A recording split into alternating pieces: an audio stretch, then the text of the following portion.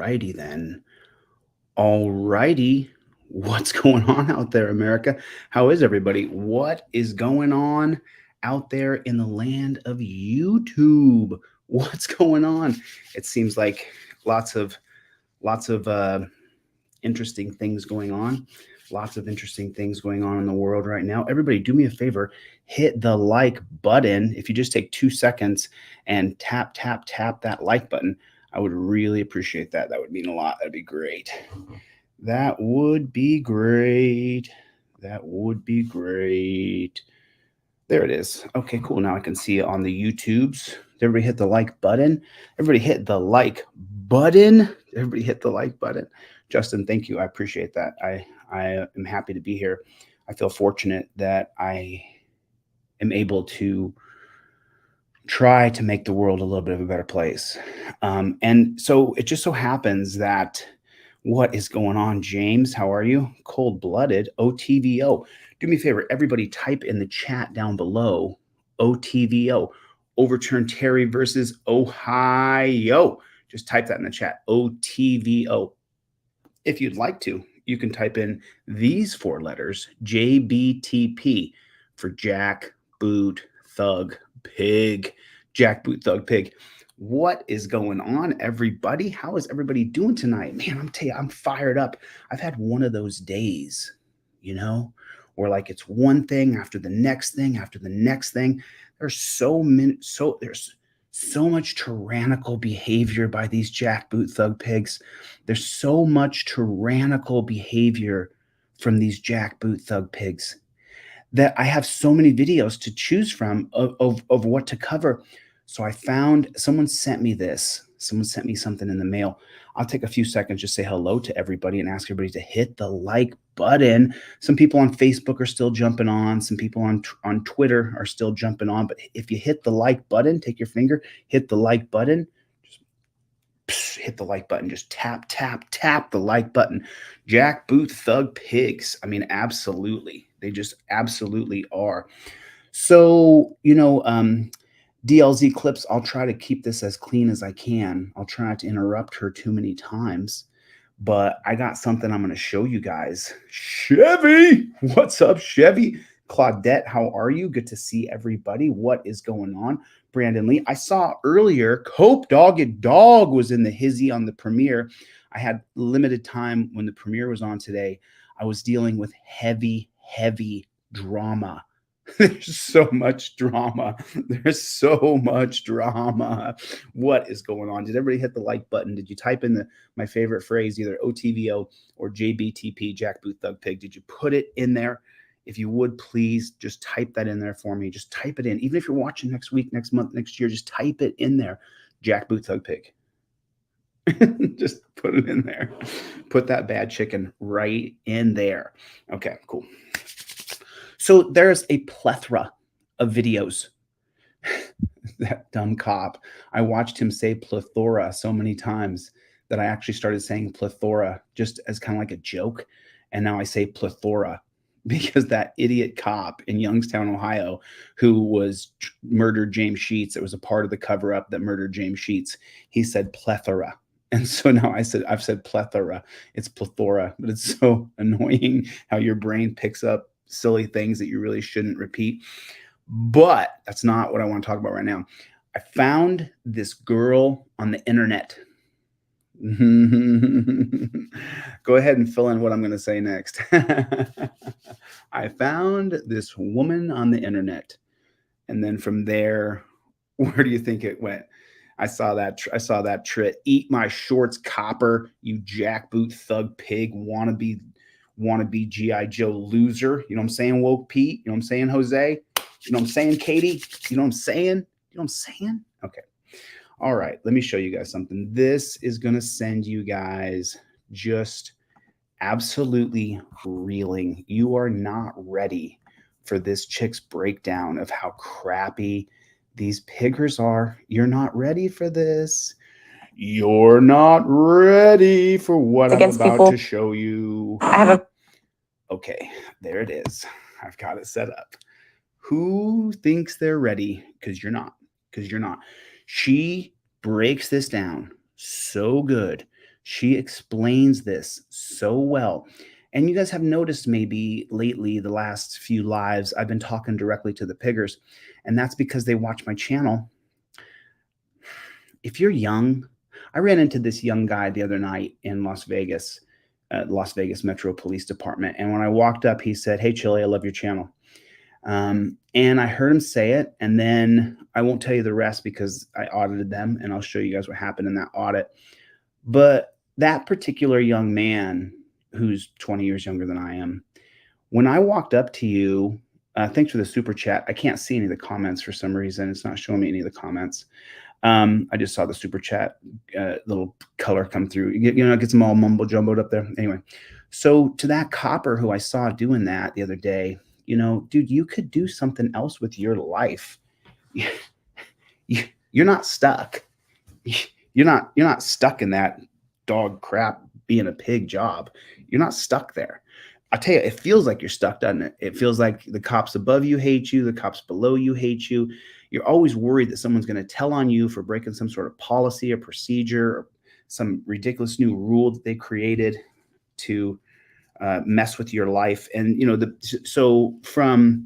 I got a cop buddy named Green. So from Mr. Green to Cop Izzo, both of them told me that part of the biggest problem of policing in general, working as a cop, I can't call you guys police officers because the whole ranking system is the reason why it's ruined. It's a big part of why it's ruined, because your allegiance is to the person above you, your lieutenant, your captain, your major, your commander, whatever you want to call those people.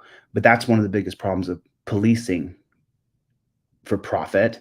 Policing in general is that your allegiance is the person above you and you have to follow orders. You come in that day and that dirty pig tells you, go out and give tickets. And then you have to, because that's the lieutenant, which is the whole reason why I can't stand the ranking system, ranking people. With that being said, I want to show you guys something right now because this chick nailed it. She nailed it. So, for all the people who just, I would follow her into war. This woman could lead. I would be happy to lead her. I would be happy to follow her lead and follow her into war. She's a total badass. Total badass. This chick's a badass. She lays it out. Wait until you hear this breakdown. This breakdown she does is so good. You're not ready. You're not worthy of this woman's words. Soy Leo, what's going on, brother? Jeff hates pigs. Yeah, cop suckers, you'll get timed out. You're on the wrong page if you came here to cop suck. You're in the wrong place. Wrong place, wrong time, your wrong space. Bronco Nation family will tell you you're in the wrong page, Bubba Gump. Take your happy ass down the road. DFR stands for Daily Friendly Reminder. It also stands for Down and Road. DFR, Down and Road, baby. That's where you stand for. Douglas, what is going on? Thank you. I appreciate that. Thank you for coming. Curtin, everybody do me a favor. We're going to get into this right now. DLZ clips, get ready, because this is a video right here we're going to do right here. I'm going to make this like a 10, 15-minute video, this little clip coming up right here, because this bad chicken, this bad chickie, this bad woman, lady, miss, Mrs., whatever you want to call her, she nails it. Angel, she nails it. She nails it. I would follow you into war, honey. She's amazing. She's absolutely amazing. So let's jump right into it.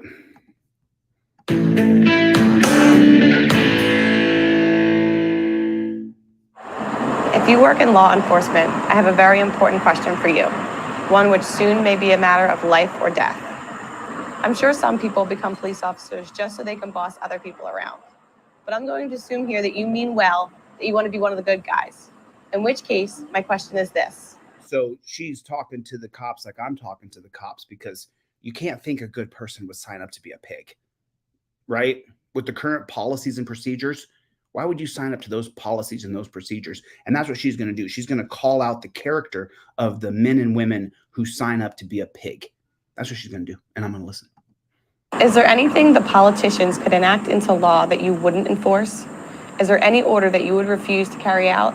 Or will you do absolutely anything your bosses tell you to? In the US, police have already obeyed orders to fine or arrest people for a wide variety of harmless activities, such as dancing at the Jefferson Memorial or having a vegetable garden in their front yard. Police have even gone so far as to execute violent paramilitary raids on food co-ops and organic farms.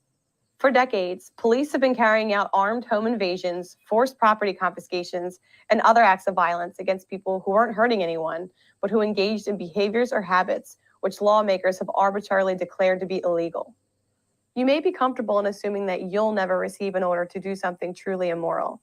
But the fact is, with every order you receive, you have a choice between obeying without question or relying on your conscience.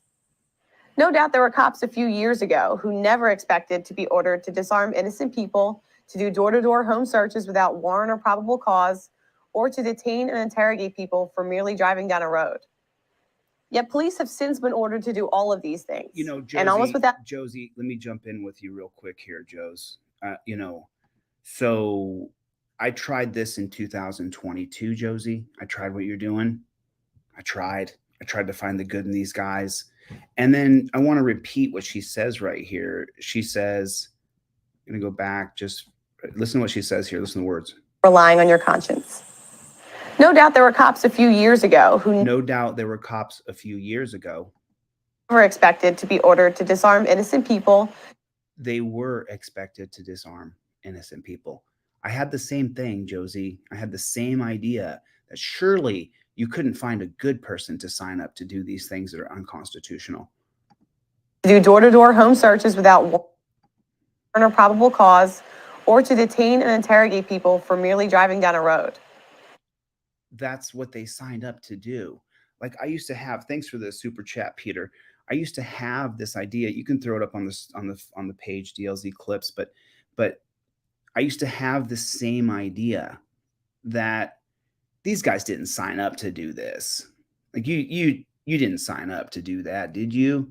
You didn't really sign up to be a jackboot thug pig, JBTP. You didn't sign up to do that, did you? And Josie's this sweet soul, and she is saying the same thing I was saying in 2022. Surely there's cops who signed up that didn't sign up to do Nazi checkpoints and go door to door or to pull people over for no reason. Surely, right? No, that's what they signed up for. Yet police have since been ordered to do all of these things, and almost without exception, they obeyed. So it's not unreasonable to ask. She's talking about the scamdemic. Any point at which you will draw a line and say, no, that I will. No, Josie, there's no point. They won't draw a line and say, I won't do it. They'll do whatever they're ordered to do.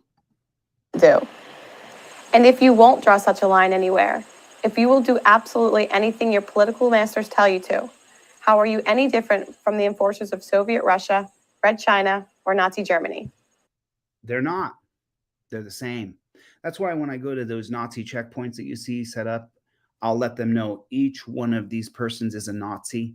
Each one of them will go down where some of their family members, and listen up, coppers, some of your grandchildren and great-grandchildren will deny that you were related to them because you go down in history as a Nazi. Fact. You may be tempted to say, I don't make the law, I just enforce it. Or to argue that if some legislature, court, or some authority above you says it's okay, then it must be. But keep in mind that this is exactly what the thugs of every tyrannical regime in history said to justify their actions. They sign up to be a thug. That's the whole disconnect here. And God bless her. I'm not bashing her. You saw me. I went as far as trying to like build a bridge with cops. Like, hey, let me help you. Let me crowdfund a new tattoo. So you're not wearing that blue striped terror flag. I was there in 2022. Avery, what's going on, Playboy? I was there in 2022, believing that we could make a difference if we reach the sensible cops. DLZ clips, is that audio done from Hannah? Okay, so DLZ clips has the audio done. You're gonna hear. I'm gonna play a little. Let's keep going on Josie. Let's let her finish before we start the next segment. But I'm going to show you that what she's saying, they know what they're doing, Josie. They know what they signed up to be. And how do we remember those people now? As courageous, noble law enforcers? No. Unless you want posterity remembering you as a heartless, mindless pawn of oppression, then you'd better decide, and decide now, where you will draw that line. Unfortunately, there's little indication that most cops have any line at all. The incidents of police officers refusing to inflict injustice upon the people are extremely rare. Even when cops say they personally oppose certain laws, such as marijuana prohibition, nearly all of them continue to violently enforce these laws against nonviolent people.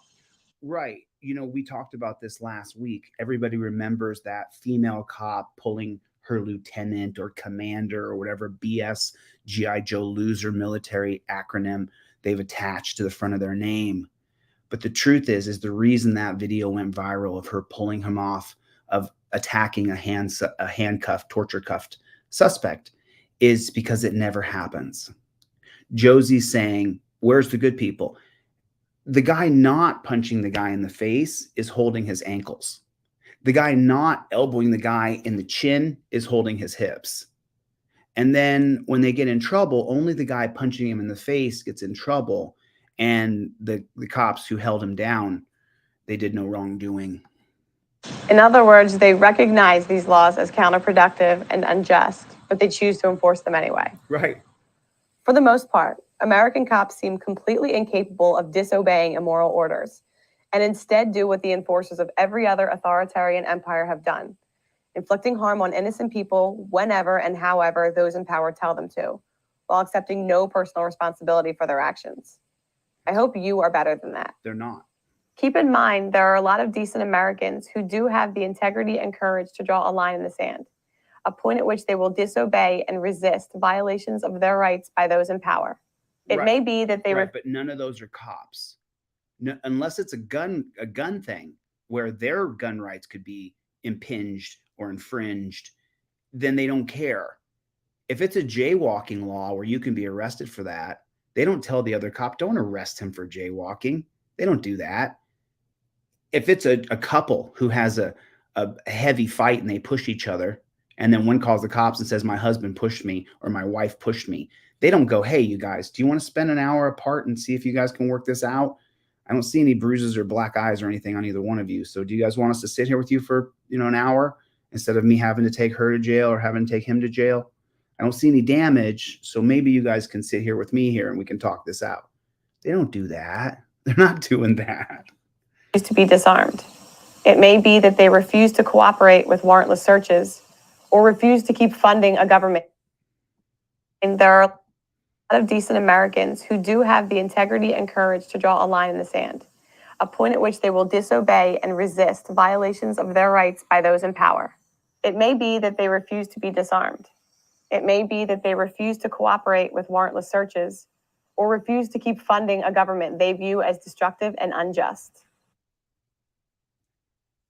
They're all impossible. If you stop paying taxes, they target you individually and arrest you. They don't do any of these things. I mean, she's spot on. Josie, you're spot on. If you get to see this sometime, which you may see it, you are spot on. I'm not bashing you at all. You're right. I don't want you to think I'm in any way, shape, or form showed this video to slight you. I did not. I showed this video to show that a woman who obviously doesn't make videos for a living, it's not what she does. She grabbed a camera, went out to some locations, and started filming herself doing the lines that she had written. And she's saying, how come there's no good cops? Why can't a good person look at this and say, you shouldn't arrest this person for hit and run? Bumpers damaged like this. We have his ID. We know where he lives. If he gets away with it, he damaged a bumper this much. Ooh. Whether you agree with them doesn't particularly matter. What does matter is whether in the end you are willing, if and when you are ordered to do so, to violently assault the dissenters for their disobedience. Right. When they draw their line in the sand and stand their ground, and your supervisors tell you to use whatever level of violence necessary to get submission and compliance from the resistors, will you obey? Yeah. If it came down to it. Yeah. Would you kill American citizens for disobeying politicians? Yeah. Oh, so Josie, you got it backwards. You want to slowly pull in here, but at least right here, you got the lighting on your face correct. See the difference between that lighting and see that lighting? Way better. But you want to slowly pull in on this, just Hollywood stuff. I can just share some Hollywood stuff with you. American citizens for disobeying politicians. You put a 1 in the chat if you think the cops on the next round of bird flu, do you think that they'll arrest you on the next round of bird flu? You think that they're going to force you to put something over your face on the next round of bird flu? Do you think they're going to make you do it? If you don't do it, then or jail, or you can't buy food, or you can't travel, or you can't go to a restaurant. That's why I left California originally. In 2021, when they started banning me from restaurants and bars, I'd go into a clothing store. They'd kick me out because I wasn't wearing, so, so you put a 1 in the chat if you think the cops on the next round of bird flu would gladly shoot you. Gladly. Hey, he resisted. Now, if someone is actually harming someone else, of course, you have the right to use whatever force necessary to stop the attacker and protect the innocent. Well, see, that's where we kind of lose ourselves a little bit here. And there's studies done on this, that it shows that the brain has a little orgasm when we see somebody get hurt who's done an injustice to another. Your brain has a little boop, boop. You have a little wee. I love this. That's why there's so many bootlickers and so many people on those crappy channels, because your brain literally enjoys watching someone be punished if they justly have done something wrong. So we have to fight that. Not any amount of force if someone's done something wrong. The appropriate, reasonable amount of force. The Fourth Amendment standard, the reasonableness standard. But that would be the case even if you had no badge and no uniform. But when you try to arrest someone who hasn't threatened or harmed anyone else, but has only disobeyed some arbitrary regulation, then you are the one initiating force. Right. You are the one starting a fight. Right. You are the bad guy. Yeah. Now remember, the American Revolution was people forcibly resisting gun confiscation, warrantless searches, what they viewed as unfair taxation, and a number of other oppressions, all in the name of law, all carried out by law enforcers. No. So the term law enforcer came around in the 60s and 70s when they declared war on drugs. The law, you'll hear law enforcement here and there through history, but really it began with the 1971 war on drugs. That's where it started. I mean, it was going on. You heard law enforcement, people enforcing laws, law enforcers. You can find it. You can find it in text. But if you really want to find it in text, it's after the 1971 declaration by Richard Nixon to declare war on drugs. So, and if you don't know this, there are canons of government. There are canons of government. And each canon has different things in it, different parts of the government. And he aimed every canon of government at declaring war on drugs. Administrative, legislative, Justice Department, everything was about the war on drugs. Every single canon of government was then faced to aim at the war on drugs, as though it was an evil mass killer coming to get us. And now we see that the war on drugs is a way to imprison us all arbitrarily.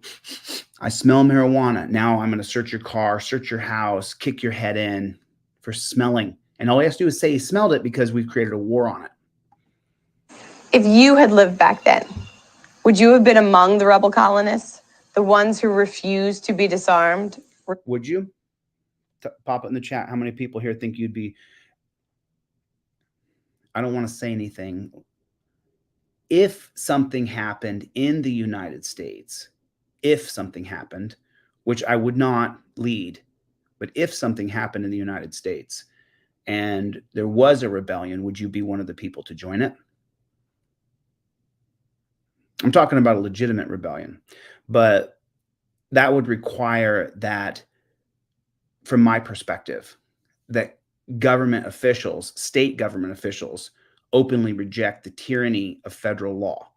I believe that is a true rebellion when you have governors, senators, mayors, when you have people who are supposed to be leaders, when they openly revolt, like the sheriff's departments around the country who are revolting against the ATFs, creating laws by using the administrative code that they were given. They were given powers. Refused to pay taxes and resisted warrantless detainment and searches? Would you have sided with the signers of the Declaration of Independence, or would you have been among the redcoats, the law enforcers, assaulting, caging, or killing any colonists with the gall to disobey the king? Well, I mean, and this is a good time to just remind you guys that Thomas Jefferson, in the Committee of Five, when they were shoring up the Constitution, he had a lot of this guy named John Locke in his head, that a lot of the things she's talking about. So 1775, 1776 is the great fight for independence. We're really fighting hard. And so we have the First Continental Congress, and it goes pretty good. I think we end up where it's not totally done yet. And so, but it's been going on for so long. It's in the summer, and they're like, we got to break this, and everybody break apart. And they break apart, and they leave 5 people behind. They leave 5 people: Robert T, Benjamin Franklin, Thomas Jefferson. So I'm going deep in history here, but the point is that Thomas Jefferson then would write the Constitution, the majority of the Constitution, and he's going to be accused of plagiarizing 2 treaties of government written by John Locke in 1690. And which side are you on today? Of course, the message you'll get from your superiors, the politicians, and your fellow officers is that it's not your place to decide which laws to enforce, and that as long as you faithfully follow orders, that you can't be held personally responsible for doing as you're told. But that is a lie, a horribly dangerous lie. At the Nuremberg trials, it was established that the excuse used by the Nazi law enforcers that they weren't to blame and shouldn't be punished because they were just doing as they were told did not relieve them of personal responsibility for their actions. And make no mistake, if you choose to blindly obey unjust commands, and one day your intended victims decide to fight back, saying that you're just doing your job will not make you bulletproof.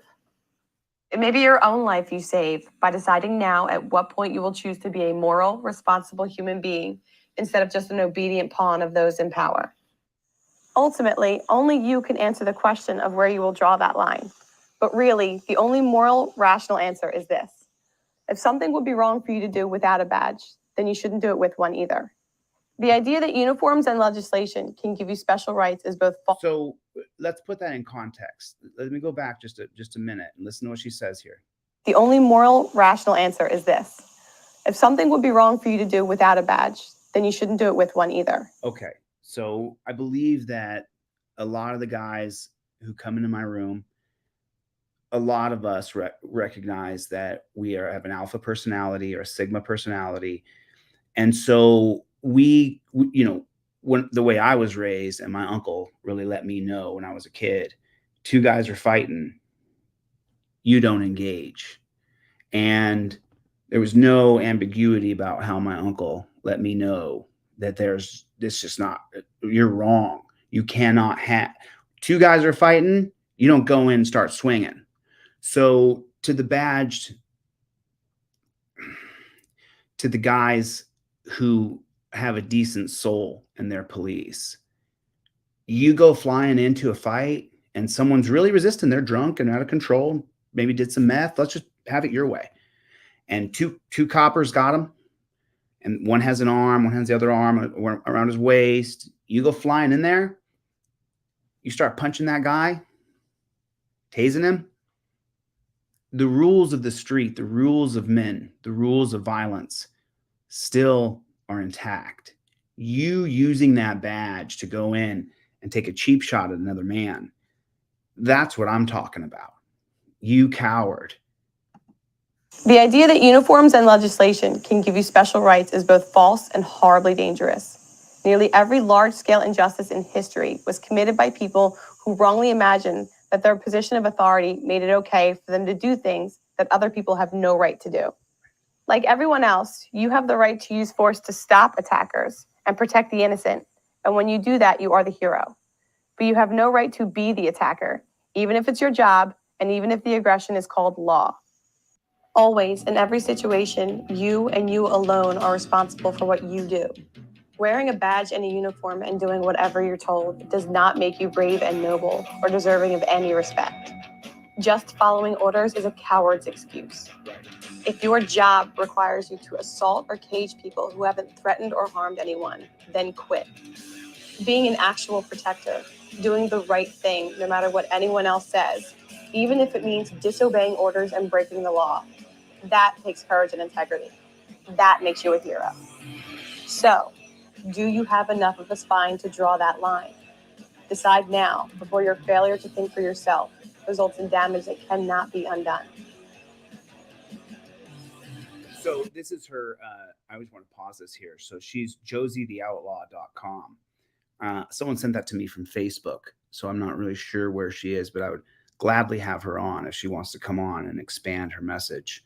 If anybody wants to reach out to her, find her and let her know that we covered her, I would extend an olive branch for her to come and have a conversation.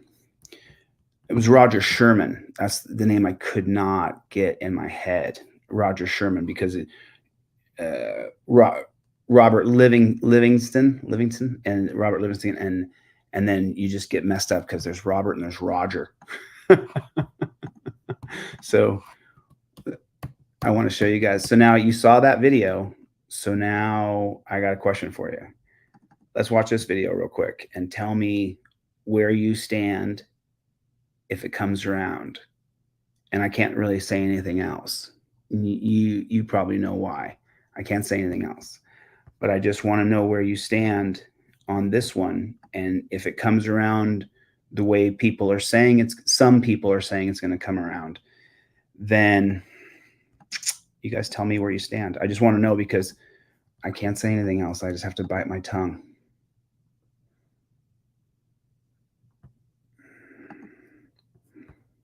Let me see what you guys can see. Okay, that's perfect. So check this out. Let me know where you guys stand. I'm just gonna let this play. UN Global WEF New World Order regime's second rollout of lockdowns and attempts at forced injections and travel restrictions are being told they're not essential. We don't have to lay down and die. By the middle of September, that the new policy's being written, this is done. They were told this is happening. This is not hypothetical. You will all have to wear masks again, and so will airport employees. Then, by the middle of October, they are going to say that everyone flying has to wear masks. Well, I mean, why is this happening? They said, well, because of the new variant in Canada and because of the WHO, they may, declare this. But regardless, we've been told this is going to happen. And then they were told we expect by December a return to the full COVID protocol of 2020-2021. Exclusive. Biden administration preparing to bring back full COVID restrictions. Rollout to begin mid-September. They may change the plan. They may speed it up. They may back it up. They might cancel it. That's what I want. But this on my children is from federal whistleblowers, just like I was told by my sources in Ukraine. Wow. So there's a question for you. How do you respond to that? What's going to be? Is that Joel? I thought Joel was coming back in, but what's going on, Alan Hubbs? So you got to decide where you're at with that. For me personally, I think I made a pretty clear stand when I left California in 2021 and said, I'm out. I'm not doing that. I'm not doing that. I'm not doing that. So, but the $1 million question, and it just, look, it's a conspiracy theory. Just throw it away. Okay, fine. Throw it away. It's a conspiracy theory. And let's just ask the question and answer it. Where do you stand? What are you going to do? What are you going to do? If someone says, hey, we have to do this, it's just, I think I love the idea of people say conspiracy theories. I like a conspiracy theory is just something that makes me think. So I think about it, and I don't really subscribe to conspiracy theories. It's not how I roll, but that doesn't mean that I don't, I don't hear it, because I do, I hear it. And when I hear something that people would call a conspiracy theory, then I just what I do at that point is I want to ask other people what their thoughts and feelings are. That way I'm allowing people to make their own decisions. I'm not making any definitive statements. I already made my statement in 2021 when I left Los Angeles, when I couldn't go out to eat anywhere without my passport. And I said, I'm not getting one of those passports because I'm not getting that. So I already made my decision. So I'm going to show you guys, let's refresh here. Let me just come back to center with you all real quick. Let's refresh. Everybody, do me a favor. Shake it out. Whoo, whoo, shake it out. Wipe it off. Pretty intense. Pretty hardcore stuff. So wipe it off. Get ready. We're gonna jump into another thing here. So do me a favor, everybody, hit the like button. You just got here. You've been here for a second. Hit the like button. Just take 2 seconds. Just reach down and just tap that like button just real fast. And then type down in the comment section, OTVO, overturn Terry versus Ohio. Just type that in real fast, if you would, pretty please, with sugar and cherries on top. And now I'm going to show you guys just a tiny little clip of this video, because I want you guys to, this is a tiny catcher-upper. Most people here have already seen this video. Most people here. We talked about this the other day. You remember I interviewed this cop named Adam Hanna. Do you remember Adam Hanna? So I'm just going to show anybody who was here. Put a 1 in the chat if you were here the other night when I showed you guys that I ran into a cop in Denver, Colorado. And of course, I went up and I spoke with him. How many people were in the room? Put a 1 in the chat if you were in the room, because there's like 450 people here or something like that. So, okay. So I'm just going to show you guys just a real tiny bit of this video. Real tiny bit. I'm talking like a minute, 2 minutes.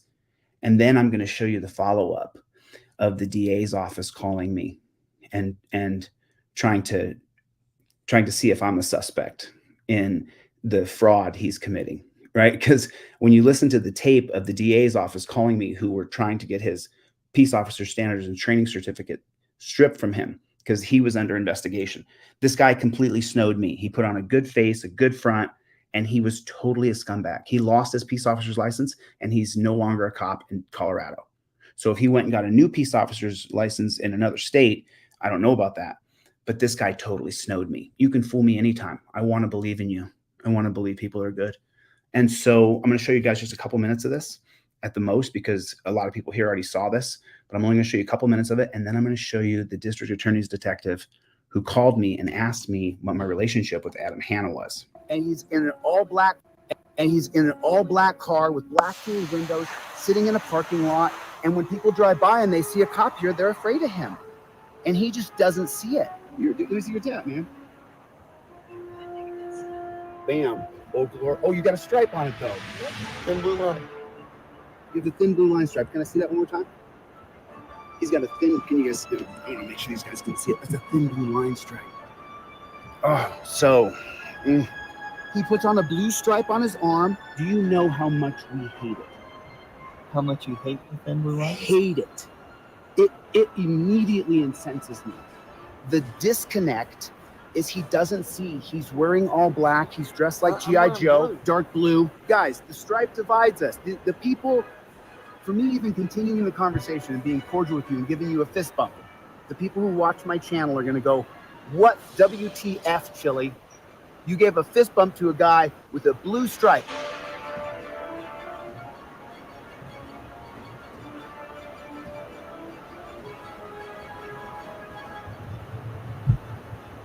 So just so you know, this guy totally fools me. I'll show you guys just a blip of this more. He totally, completely, and utterly fools me. And I walk up and start a conversation with this guy.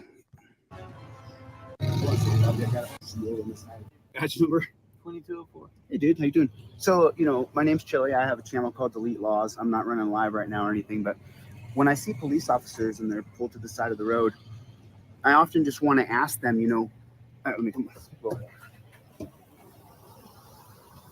So there's the rest of the car. Well, I often will touch the public property because that's our property. And so I treat it like it's my property. It's like Morrison, town of Morrison. Hey. Nice to meet you, Chille. So now, when you're a cop, right? You're a police officer. So what do you think is the perception of you when you sit here in a car? Do you think when people drive by, what are their feelings? You think that they feel safer when they see you here? Because your car's all black tinted windows. By the way, that's a cool, that's cool. But what do you think the perception of the general public is? I hope the perception of the general public is that we're here to help them. Okay, so let's pause right there. So now I continue down a rabbit hole with Adam Hanna. He puts on a really good face. I mean, if he's interviewing for a job, he nails it. He absolutely nails it. And so no spoiler alert here, this is all out in the open. Adam Hanna used to be an assistant chief, and then he got demoted, and now he's on a deal right now where he's down as the lowest rung. He's an officer for the Morrison Police Department because he's about to lose his peace officer's badge. Now, his peace officer's license that allows him to have a badge. And so it just so happened randomly that I ran to this piggy. And after I left him, he shined me on and he put on a great face. If you guys haven't seen this video, let me drop the link down here so you can see the whole thing. This guy, read the comments. He comes off like, there it is. And put that on the real comments on the YouTube channel, if you would, DLZ clips. And he comes off like a real champ. People even say, see, Chille, there's good cops out there. See, there's good cops out there. So here's the follow-up phone call with the district attorney's office, who believes now that I have somehow plotted and planned with Adam Hanna to make him look good on camera. Put a 1 in the chat if you think that's the most preposterous thing you've ever heard in your life. Are you out of your freaking mind? You think, and I knew right away when he called that he thought that, I had somehow, and I was like, okay, but that's fine. Now here's the conversation I had with with the district attorney's detective. Well, I mean, like pretty much anytime a cop starts telling me that they're good, then I just automatically go, I don't know how much I believe that. I just don't know. I just don't really believe it a lot, to be honest, because most of the time you find out that they're not good. So, I mean, in 2022, I was extending a ray of hope. 2023, I've extinguished that hope. I mean, it's a terrible, horrible, disgusting system. And it's once, read the Mullen Commission. Once you're wrapped up in it, you get stuck in this Death Star of evil.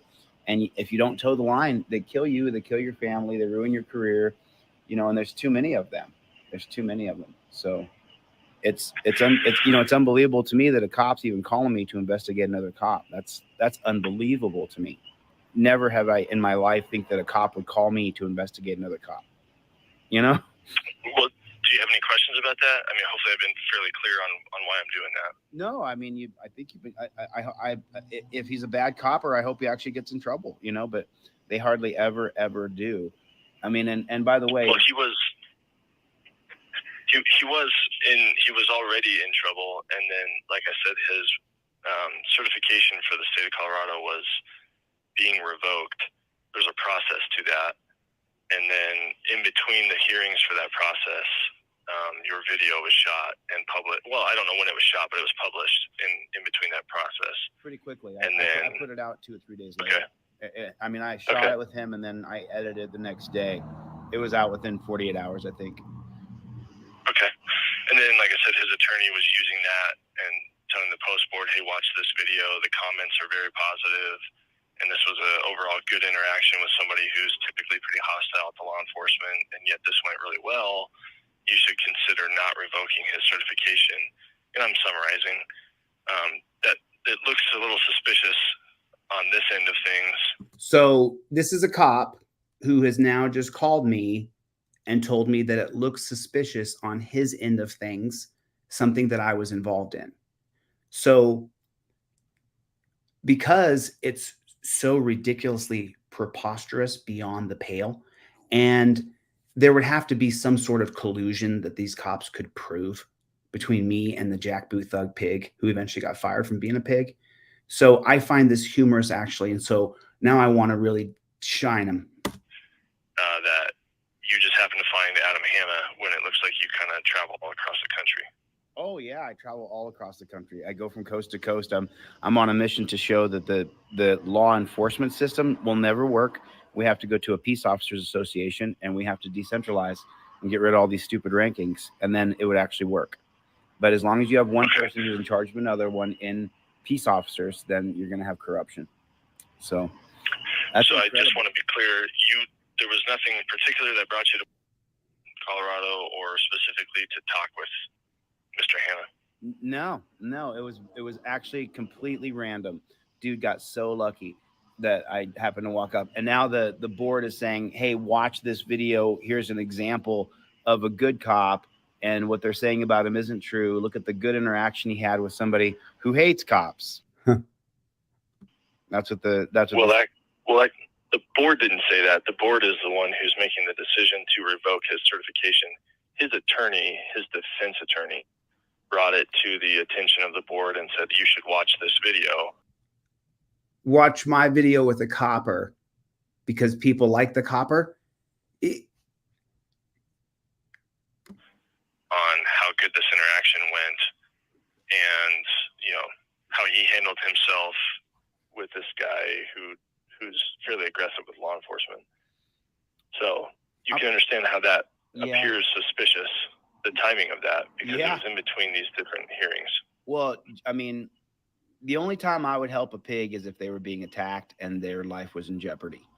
If I'm for law and order all the way, I'm not a sovereign citizen at all. I'm for Jean-Jacques Rousseau's social contract. So now let me explain that real quick. A sovereign citizen is someone who believes that they're free and that they make all their own decisions at their own will. I don't agree with that. I think that people have to live. The rule of law should uphold society, because if it's 15 miles an hour through this neighborhood and there's a bunch of little kids playing outside, a sovereign citizen could say, I don't live by those rules of the speed limit. So that's what I mean by that. Of course, you are sovereign. You should be in charge of your own being and your well-being and those things.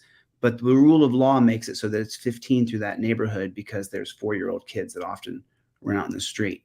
Sovereign citizen means that I don't live by any rules but my own. I have my own will. And other people are going to have all these things to say about what I just said. But that's the reason why I'm for rule of law. If you haven't read Thomas Hobbes and you don't understand his philosophy on the natural man, then you should read that. I've read it several times. So I'm for law and order all the way. I'm not a sovereign citizen at all. I'm for Jean-Jacques Rousseau's social contract. I've read it several times. So I'm for that. So the only way I would help a pig is if they were being attacked, and I'm not for violence. So I would stop that attack. But other than that, I would not help a pig. So if this video that I made with Adam Hanna helped him, it was not to help him. I did not know the man. We had never met previously. I walked away from the encounter, and a lot of my audience we were optimistic that there's actually a good pig in the world. He was acting like on a first date. But there's, now, I mean, this phone call, just so you know, just further indentures me into the camp that there are no good cops. That just puts me right back into that. That's unfortunate. I mean, I can't change the facts of this situation. They are what they are, but yeah, it is. I guess there's some double irony there, and that's unfortunate. Well, there's triple irony, quadruple irony, because I don't just walk up to. I mean, I randomly walked up to a dude on the side of the road. I happened to be in that part of town in Denver, where I'm not from, where I was at a fight camp. Now, let me give you guys a little backlog, just so you know where I was. I have no idea where I was. I have no clue where I was. I was in Denver, and I was just in some random place. And I often, when I go to a new town, I will go drive around at midnight, 1 o'clock, 2 o'clock in the morning to see if a cop will pull me over just because I'm out driving. So I was just out driving in Denver, and I saw a cop sitting in a gas station parking lot in the corner of the parking lot. The pumps are here, the store is here. And so I thought, he's sitting there and he doesn't realize that now nobody wants to go to that particular gas station. to train to fight a different pig. But that pig, my blood pressure went crazy because they stole my van. I got a whole troop of pigs on a channel to stalk me, and it's half of them are cops or ex-cops. So it's. But you had never had any prior interaction with Hannah, and you walked into a random cop car and he was in it. Yes, believe it or not, yes. Wow. Dude, listen. I'm on the record here, man. I hate cops. Okay, I wouldn't do anything to help out Adam Hannah. I don't know the dude. I met him for literally 20 minutes of my lifetime. Never had spoken to him previously. Never had any interaction with him previously. He put on a good show, dude. A lot of people believed him on my channel and said, "Oh, see, there are good cops." And the whole time the dude's under indictment. So he. Well, he wasn't under indictment. He had a felony case while he was a cop, and he took a diversion for that. There's diversion for cop felony cases where they then go back out onto the street and they're a cop. And the post board, that's who certifies peace officers in our state. And the post board. The post board. So Adam Hannah may have had his certificate pulled in Colorado, but that doesn't mean he can't get a certificate in another state. Post, Peace Officer Standards and Training. And in some places it's called CLEAT, and in some places probably called something different. But from what I know, they all have this basic thing, Peace Officer Standards and Training. And they all graduate and sign a Peace Officer certificate and then magically become a law enforcer as soon as they graduate and they get a badge and a gun. Then they're an enforcer. But before that, they train to be a peace officer. That's who certifies peace officers in our state. There's statutory requirements that they have to revoke his certification based on that other case. And so he was in the middle of that process, yeah. So he's not a cop anymore? No. Well, in Colorado, his certification is revoked in Colorado. What he's doing, I'm not positive. Well, you're a copper. Why don't you guys get rid of this whole law enforcement garbage? I mean, that's what puts a divide between us, and it changes the mentality. Instead of going to protect and serve, you're going to law enforce. And I get it. You're an internal affairs cop, but dude, the whole law enforcement stick. I'm not internal affairs. I just want to make sure you understand why I'm calling. I'm an investigator. I'm a detective. I work for a district attorney's office, but we are investigating this matter because it appears he was attempting to influence our post board, which is a felony. So then if they believe that he made a video that he was attempting to sway the post board, then someone has to make the video with him. And so everything I thought from the beginning is now starting to show that, but this gives me a solid 10, 15 minutes to just let him know the truth. So they're investigating me is what I'm telling you. And I know that, but I know there's also no records. It's just simply not possible. I'm not even in Denver. I don't live there. I'm never there. I don't know what this tard is. Like I just investigate officers, or it's not like it's not like I just investigate officers. I'm investigating you now. This phone call is an investigation of you. Every time you talk to anybody who works for the government, they're investigating you. It appears he was attempting to influence our post board, which is a felony. So it's not like I just investigate officers or. Oh, you work for the DA's office.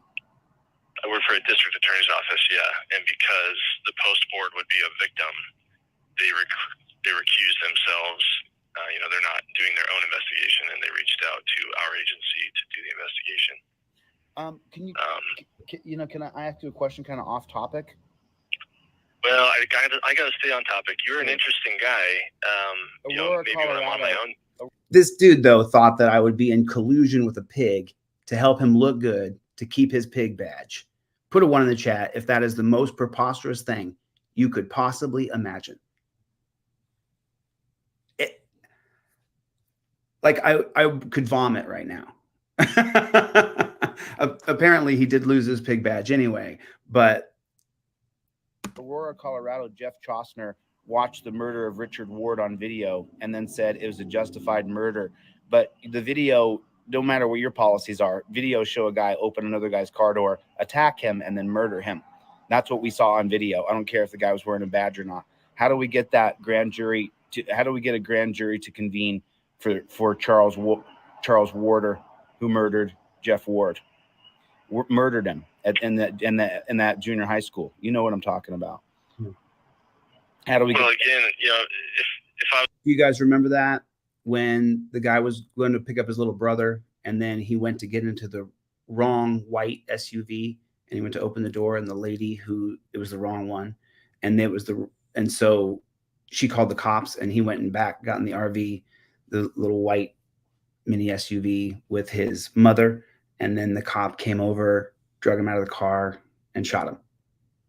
Remember that? I'm asking this guy who's a detective for a district attorney how and what the process is to get a grand jury convened when we see a murder on camera, but now Jeff Costner, I think it's Chostner, Jeff Costner in Denver can just decide that we didn't see a murder.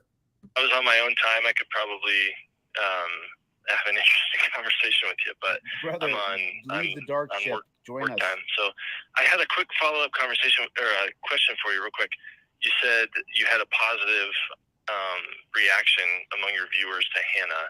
Did you receive, feedback from your viewers about him? Yeah, of course. You can go in the comment section and read what the people said about him. He was okay. I mean, look, it's just like anything else. You go talk to a used car salesman and they tell you how great the car is and they're the nicest guy in the world. You drive the car home and it's a piece of junk. So that's how I see most of my interactions.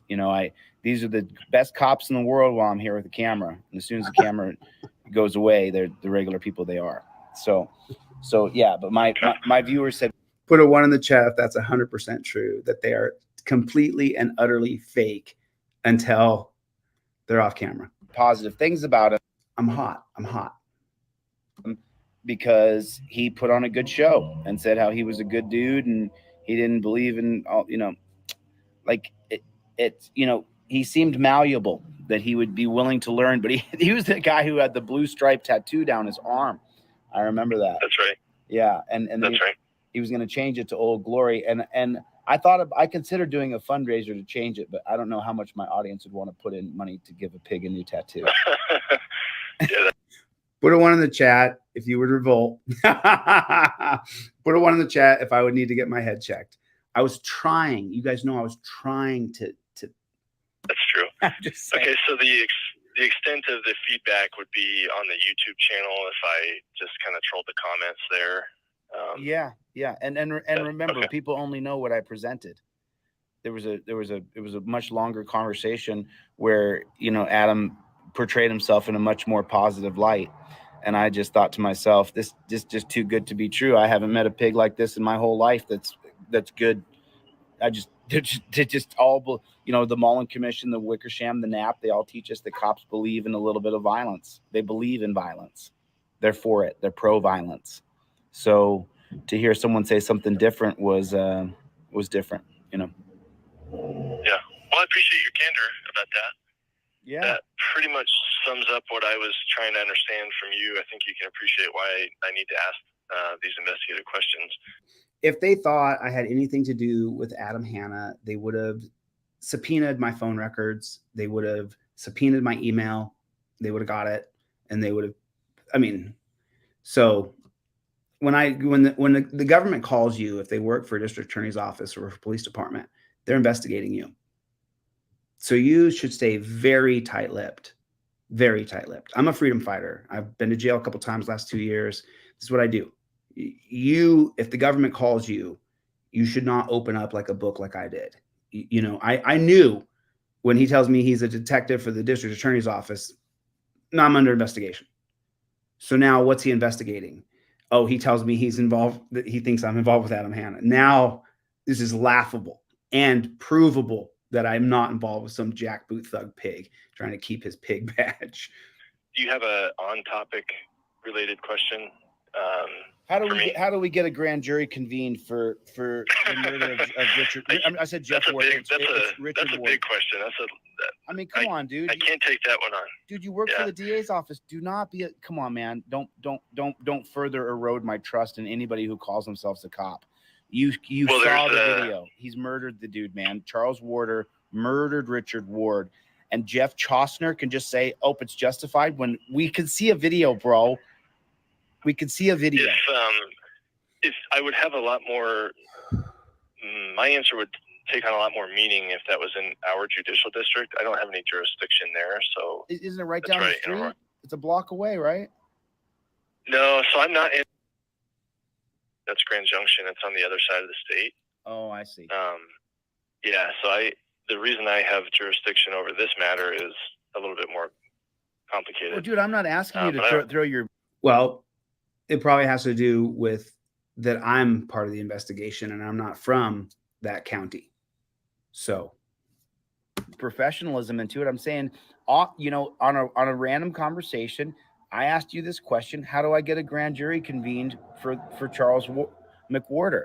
How do we convene a grand jury to look at that video? There's a mechanism to convene a grand jury, but it's MCWHOTER, McWhorter. MC. Look it up. McWhorter killed in Colorado or be up to the DA's office in that jurisdiction. Yeah, and Jeff Chostner said he's not going to convene a grand jury. What do we do? Go after him to impeach him?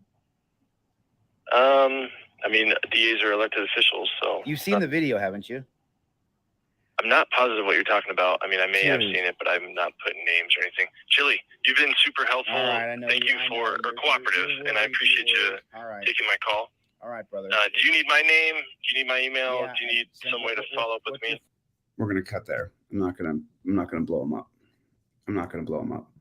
So, wow, so Adam Hanna. If you guys have not seen the full Adam Hanna video, let's pop over to that real quick. I'll just throw it up and let's just take a look at some of the comments that this guy completely and utterly did a snow job. He fooled everybody. He fooled everybody watching. He fooled me in person because, you know, well, it's easy to fool me. I want to believe that you're good. So let's just take a look at some of the comments that this guy generated. You know, that thin blue line should be outlawed for all law enforcement citizens. It's not okay. The cop impresses the hell out of me. That's the kind of cop I grew up respecting. He was he had a felony against him for what he did to somebody. I really like this cop. This seems like one of the good cops. When you get one cop that speaks out against tyranny, bro, that literally brought a tear to my eye. Gave me goosebumps. What a great guy. What an amazing enforcer. We need more guys like Adam Hanna. Haters will hate and talk about this video. One of the best videos on YouTube. Always God bless. Kudos. Good conversation. I mean, nice cop. I mean, look at what he did. I will drop this video down in the comment section for you guys. So you guys can follow it. You can watch it if you want to watch it, but he lied. So what I'll do now is I'll put that video together and I'll just put the audio and I'll just put in the beginning, wait for the audio at the end, and it'll be like a 45-minute video, but people should absolutely see it and hear it, that this guy. So every time you guys see someone and you go, oh, that's a good cop, I want to remind you of Adam Hanna. Every time you guys see people say to me, why are you so mean? How do you know if he's a good cop or a bad cop? I don't. I know he joined an evil Death Star. I know that he enforces policies and procedures that are cruel and inhumane, that hurt people, that ruin people's lives, and he's a part of that. So I have no idea. I'm going to go with, though, that he is evil. I'm going to start with that, and then let's work backwards from there. Because I'm not going to walk in to some guy dressed up like G.I. Joe Loser and not believe that he's evil. I think he is. I don't know if he is.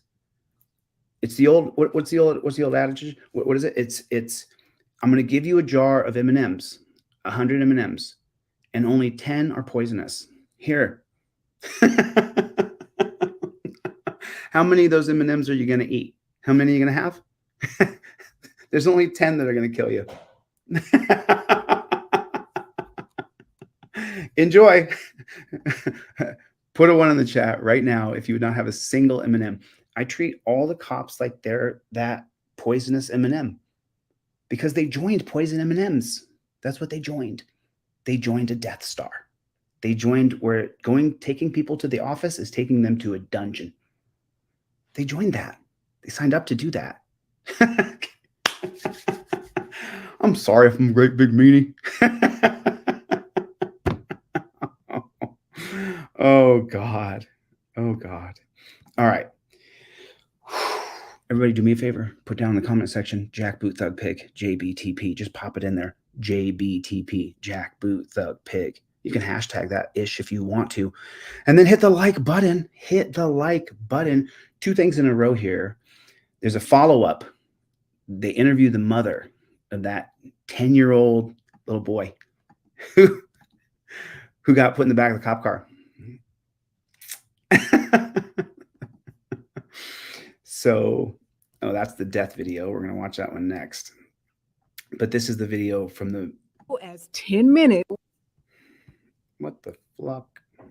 Why would you arrest a 10-year-old kid? Last Thursday, LaTanya Eason stopped by a Senatobia attorney's office for legal advice. She says within as little as 10 minutes, a police officer interrupted her meeting. He caught her 10-year-old son, Quantavious Eason, urinating behind her car. I was like, son, why did you do that? He said, Mom, my sister said they ain't got a bathroom in there. I was like, well, you knew better. You should have came and asked me if they had a restroom. So he was like, since you had it like a mom, then he could just get back in the car. But Eason says things quickly took a turn for the worse when several more police cruisers pulled up. Another officer came over there and was like, your son got to get out of the car. He got to be arrested because he can't do that. I started like crying a little bit, and they had like took me down there, and they got me out the truck, and I wouldn't knowing what was happening. Quantavious says they held him in a jail cell, and his mom says they charged him. Whoa, how much does that look like a Nazi symbol? Look at that. Look at that. Look at the top.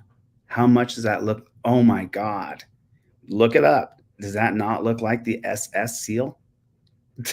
That looks like a Nazi symbol. Whoa. Whoa. Crazy. They charged him with child in need of services, then released him to her. That could really traumatize my baby. My baby could get to the point where he don't want to have a counting with police, period. I get scared, start shaking and thinking I'm going to jail. So here's the thing. The next thing I want to just warn you guys, I'm gonna roll down this. The next thing you're gonna see, it doesn't show it. You just see that there's a gun fired, but this cop kills this guy within 10 seconds of interacting with him. He shoots him, he dies. Then the cops make up a story. Then they change their story. And now the family of the person who's murdered, they chase down the Ring camera. So like I always tell you guys, if you remember Lainey Hudson in Kentucky, when that 13-year-old girl was killed by the cop who was speeding through at whatever speed they say he was at, I told that family, you have to do the investigation. So this family actually did the investigation, and they chased down this Ring camera. It's right here. This is terrifying, by the way. You don't see anything. There's no gore. There's no...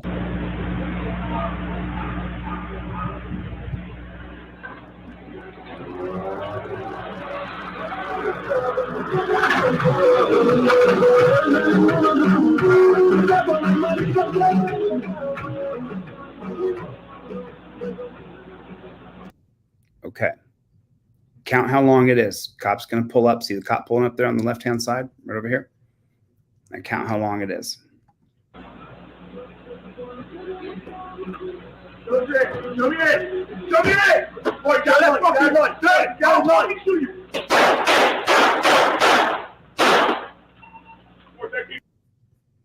I counted 10 seconds. What'd you guys count? I counted 10 seconds. And I mean, he gets shot. We don't see anything. We see him get shot through the window several times. But if you look at the car, you can't see him raise his hand up. There's no gun being over here. You see right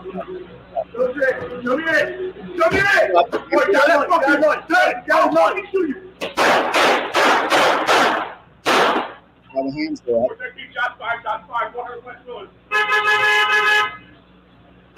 Get your hand up there right now!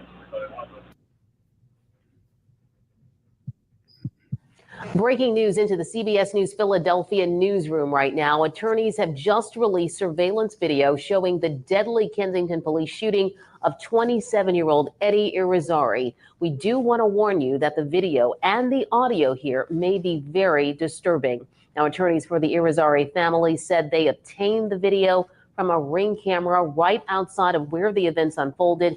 We are. You hear that? They got it from a Ring camera. They got it from a Ring camera. So that means they did the investigation. They're the ones who got it. You understand that? I just want to be, sorry, my light went out here. I just want to be clear though, so you really understand what happened. They found the footage. Are freezing the video just as the shots are fired.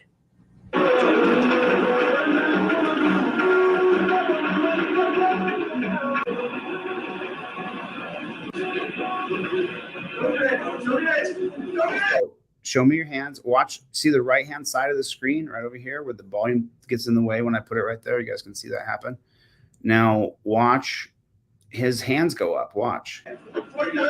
So now you're telling me there's a cop right there with his gun pointed at him.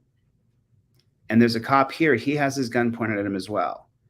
He's going to go from pulling his hands down to thinking he's going to be Billy the Kid fast to draw his gun. That's what he thinks he's going to do. Is that true? You think that? Put a 1 in the chat if that's a lie.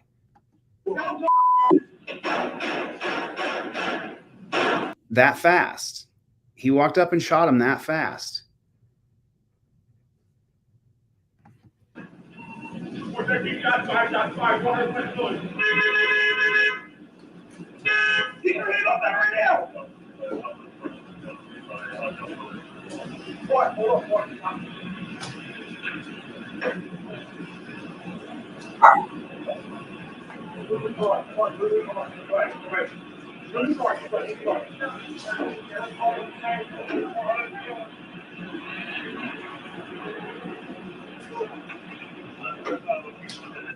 Well, as you just saw there, Irizarry pulled into a parking spot. A police car follows a few seconds later. The officer gets out with his gun drawn and opens fire through the driver's side window. Police initially claimed Irizarry lunged at officers with a knife, but retracted that the next day.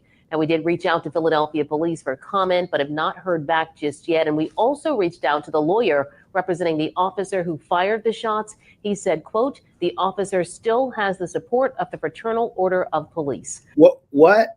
So just what? I'm sorry. Run that. I'm sorry. Play this again for me. Representing the officer who fired the shots, he said, quote, the officer still has the support of the Fraternal Order of Police.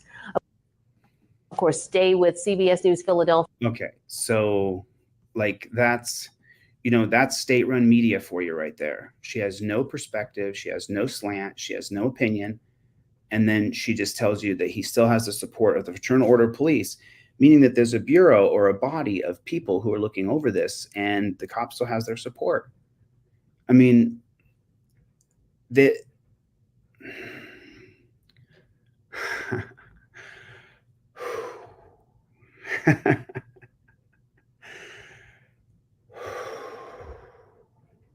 just for a second, the dude who got shot 6 times, 7 times, just for a second.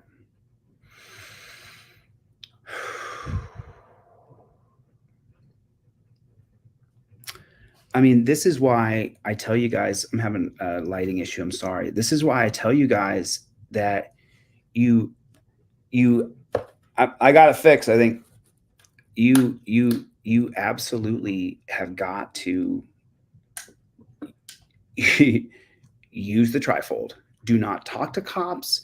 His hands, they disappeared for a second. If they disappeared for a second, that's it. Your hands, if they come down from your visor when you're pulled over by these jackboot thug pigs, you could get killed. You could get killed, and you could get killed that fast. From your hands are here the whole time when you get pulled over. You're seeing it. We have to survive. You're not an activist. That's not what you are. I'm so frustrated with the damn light, but your job is to survive. Your job is to survive. Your job is not fire, right? Yes. We're going to watch this next. So let's get into this right here. So this is, you guys remember that Kansas, when they raided that newspaper in Kansas? When they raided the newspaper in Kansas, they took that 98-year-old woman's, believe it or not, her router. And because they took her router and she couldn't do the lights on and off by clapping and get internet, she died. She dies after this. So check this out. Calling Eric Meyer. Don't you touch any of that stuff. Ma'am. This is my house. You're wasting your breath. Ma'am. And you asshole. We'll be out of here pretty quick. Get them out of here. They're here. You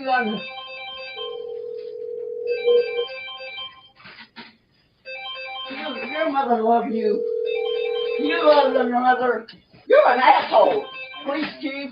You're the chief. Oh God. Get out of my house. You're pet patrol. Get out. Stand outside. You can stand outside that door and still see him. I don't want you in my house. I don't want you. You do not take them. What? Do you blame her for not wanting them in her house? Remember, they're searching for records that they could have the private information of a restaurant owner in town. That's why they're raiding a newspaper and raiding a newspaper owner's home. What? Is there another one downstairs, another computer? Thank you. We never went down there and he stayed up here the whole time. Well, that was yeah. What's he doing over there going through the papers? How many? They're going through her son's personal financial records, and it's really driving her crazy. Computers do you have in the house, man? I'm not going to tell you. Get out of my way. It's all right. I want to see what they're doing. Well, they're working. I don't care what they're So you doing. can go on through if you want. What are you? So, I mean, here's a perfect example. What's to stop them from planting something if you can't film what they're doing and there's no third party to film them? And then here's another example. Do you have a camera in your house? Do you have one? Is one set up in your living room so we can see what happens? Doing? Those are personal papers. Man, those aren't papers, they're electronic devices. Wow. It's just crazy. It's just crazy. I mean, you're seeing it. You're seeing it firsthand right here. It's just, you're watching it. Absolute and total despotism. I mean, they're walking in her house, stealing her stuff, doing everything bad that you could do to another human being. Unbelievable. And all she wants is some decency. Which is what the judge said that we're supposed to take. This is what the judge said we're supposed to take. What they needed was a document that was sitting by the computer. It was sitting by the computer at the office. Okay. You people. Wow. Look at that. Absolutely crazy. Let me see if this bad chicken's going to work for me. There it is. It might work for just a second, so I only have a minute or two here. But this is, they raided her house because they had a restaurateur's information that they didn't want her to, that they said was in breach of their right to have, and that they had disseminated it, that they had Bleckley County Sheriff. They had shared it. And so they were accused of sharing it in a town hall meeting, and they didn't share it though. And so then, because they were accused of sharing it, the sheriff got a search warrant from a judge. Okay, we got to go back on the next thing because this light's having all kinds of problems. But just absolutely insane. Insanity squared. Chris Cootie resigned effective immediately along with his plea. Now, Judge Hatchett says she spent her career. This is about a TV judge who speaks out after Sheriff Gropter pled guilty to that in Atlanta. Advocating for victims, but never thought she'd become one herself. I am a very strong woman. I pride myself on being strong. Judge Glenda Hatchett holding back tears Monday afternoon, speaking out for the first time after Sheriff Chris Cootie pled guilty to groping her last year. I never expected that I would be so deeply affected by this. It happened during a reception for the Georgia Sheriff's Association at the Renaissance Atlanta Waverly Hotel in Cobb County in January 2022, where the judge and television personality was an invited guest. That's where Hatchett says Cootie groped her breast. I was welcome. People were just happy to see me. People wanted to take pictures. I felt very comfortable. And so for this to happen was just like, my goodness. She filed charges the next day. I had to file charges. There had to be accountability because the message needs to be clear that you cannot do this. How dare you do this? And if he would do this to me after having been introduced to him as Judge Hatchett, what else is happening? Hatchett says the support she's received over the last 20 months has helped her make it through, but she wants other victims of sexual assault to know they're not alone. I am surrounded by so much support because I'm Judge Hatchett. But what about the women and men victims who aren't? And that's why I've dedicated so much of my life, as you know, professionally, advocating and trying to be a voice for people who don't have a platform. Cootie agreed to 12 months probation, 40 hours of community service, as well as a $500 fine. He also will have to complete a drug and alcohol course. So, I mean, I think any victim of sexual assault is disgusting and horrible. I do not endorse any. I don't, you know, it's just the problem that I have is that judges in our country are a big part of why our country is so terrible. You know, remember, someone has to sign off on all the search warrants. Someone has to sign off on all the warrants for people's arrest for petty things. There has to be a judge who signs that. So I feel for her because any person who gets sexually assaulted, it's horrible. It turns them inside out, you know, so it's not like she's not worthy of empathy, you know, but I can't help but always wonder, even when these jackboot thug pigs die, and, you know, you guys know my position on this. I don't wish anybody death, but I still wonder to myself, are they going to hell? Is that person going to hell? I hope God forgives them, but I wonder it. Don't you?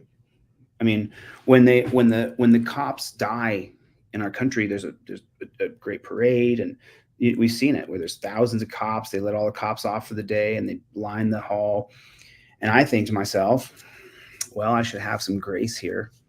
You know, I didn't used to. It used to be really, really, really hard edge. This is me less hard edge. This is me in my 40s. This is not me in my 20s. That I was arrested all those times in my 20s for just absolutely nothing. And that's Bleckley County Sheriff. You know, what made me the way I am. Court records say that's what made me the way I am. You know, being treated poorly by police, being treated poorly by police on multiple occasions, being put in torture cuffs multiple times. That's what made me the way I am. Being abused, hit, punched, cheap-shotted, attacked by police, guns pointed at me, forced into positions I didn't want to be in, physically, putting my body where they demand I put my body. If I don't, they'll shoot me. So, you know, I did that so many times. And so now I am the way that I am because of how many times that happened to me. You know what I mean? So but you know, I don't live on some sort of victim mentality. I'm not a survivor. I'm a thriver. I'm a game changer, and I'm going to change this game. That's everything right there. Everything else is weak ass, soft bullshit. If you want to send someone to Washington to be governor who's a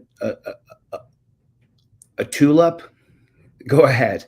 They're going to get destroyed. I'm going to become governor, and I'm going to change this BS system from the top down. Fact. I will change it.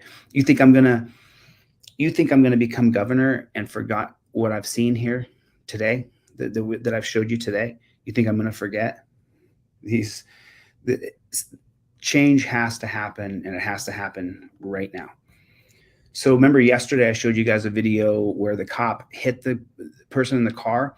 This is a different story of a different cop who hit somebody in their car. I made it a short. I think DLZ Clips cut that into a short, that guy getting hit by the car. This is absolutely insane that they actually charged this piggy for hitting him with the car. The camera's the only thing that got the cop charged. He used his squad car, knocking down a man who was running from police in November of 2021. Officer Matthew Knudsen is expected in court in just a couple of hours. At his last court appearance, his attorney asked the court to dismiss the charges, stating that the criminal complaint is not sufficient to establish probable cause. The court denying that motion. Today, Officer Knudsen is scheduled for an arraignment. As we first reported, he's accused of negligent operation of a motor vehicle, which is a misdemeanor. Dash cam video shared with us from the Green Bay Police Department shows the situation unfold. Court records say he used his squad car, knocking down a man who was running from police in November of 2021. The other charge is a felony. He's accused of misconduct, office fraud. The criminal complaint states inaccuracies between Knudsen's report and the released video footage.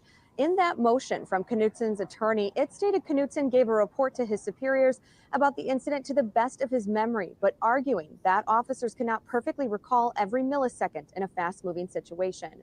If convicted, the charges could carry a sentence of more than 4 years in prison. Officer Knudsen has been on paid administrative leave since last October 22nd to be exact, which is standard protocol. This also isn't the first time we've reported on Officer Matthew Knudsen. He was part of a different harassment investigation back in 2018. He was suspended for 30 days after that incident. Police officer Matthew Knudsen. So let me just pause it for 1 second, okay? Wouldn't it be great if you could hit somebody in your car, in your company car, on purpose, and then when you get suspended from work, they suspend you with pay?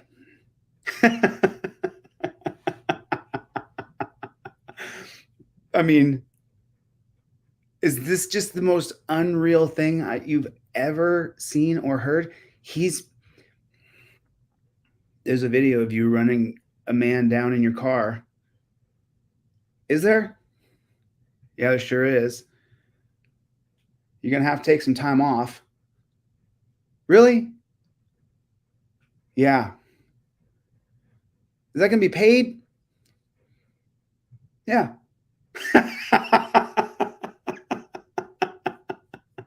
What kind of clown bozo world are we living in? Said, quote, in hindsight, I should have stopped the vehicle right there and got out and gone after him. The him is a then 47-year-old Green Bay man who was seen in this dash cam video. Get on the ground. Being hit by Officer Knudsen's squad, ending a foot chase on the city's east side. Prior to the man's arrest, body cam and dash cam footage show the man not only running from Knudsen, get back in the car, but also another officer. Stop! Get on the ground! After Knudsen tried to stop the man for a traffic violation, in his initial report of the incident and included in the criminal complaint, Knudsen said the suspect was, quote, cutting directly in front of me and causing me to make contact with the rear of his right leg on the front left corner of my squad. Okay. But in reviewing right there, here it is. As governor, I can put new policies and procedures in, and I can get in, and why can't I? That if you lie on your report, you're fired. You lose your peace officer certificate. If you lie on the report and the camera shows us something different, then you're fired. Gone. Two things. You say this in a report, the video shows this, you're fired. That's leadership. That's what leadership is. When you put, this is it. Here's where the line's crossed. You lie in your report, we find out about it, you're canned. In the dash cam video, investigators determined they had, quote, concerns about Knutson's conduct and the veracity of the police report produced by Knutson. Those concerns stem from Knutson's own words or lack thereof. According to the criminal complaint, in his initial use of force report about the incident, Knutson made no mention of hitting the suspect, yet the dash cam video shows the suspect was hit. Knutson gets out of his squad and pushes the man to the ground, placing him under arrest. In his report, Knutson also said the suspect's complaints about a leg injury were due to his age and running away from police, but the video didn't back up that claim. While Green Bay Police Chief Chris Davis said Knutson is innocent until proven guilty, he wants the public to know the actions of one officer don't speak for the entire department. Oh my When God. incidents like this happen. Hold on a second. Before we hear his BS spiel, before we listen to your BS, bruh, I mean, we need to get a t-shirt, DLZ Clips, where it just says, before you, it's just one. I mean, what, it's the same thing every time. Before you jump to any conclusions, it's just one. There's just one. It's just an isolated incident. This is an isolated incident. That's what the t-shirt should say. This is an isolated incident. These 67 isolated incidents in, where is that? East Cleveland, or is it Antioch, or is it, where's this Massachusetts? Where's the 67? Is that Connecticut? Where all the troopers were in on stealing, on giving fake tickets. So this is an isolated incident. This is an isolated incident, everybody. This guy's going to come on here and tell us that how they don't tolerate corruption in their organization, and they weeded out right away. And they got this one, and they caught him. This is an isolated incident. This is an isolated incident, everybody. I just want you to, I'm going to back up a little bit so we can build up to him saying this is an isolated incident. It's just this one. Said the suspect's complaints about a leg injury were due to his age and running away from police, but the video didn't back up that claim. The injuries to his legs are from him running away.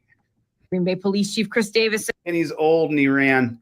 Knutson is innocent until proven guilty. He wants the public to know the actions of one officer don't speak for the entire department.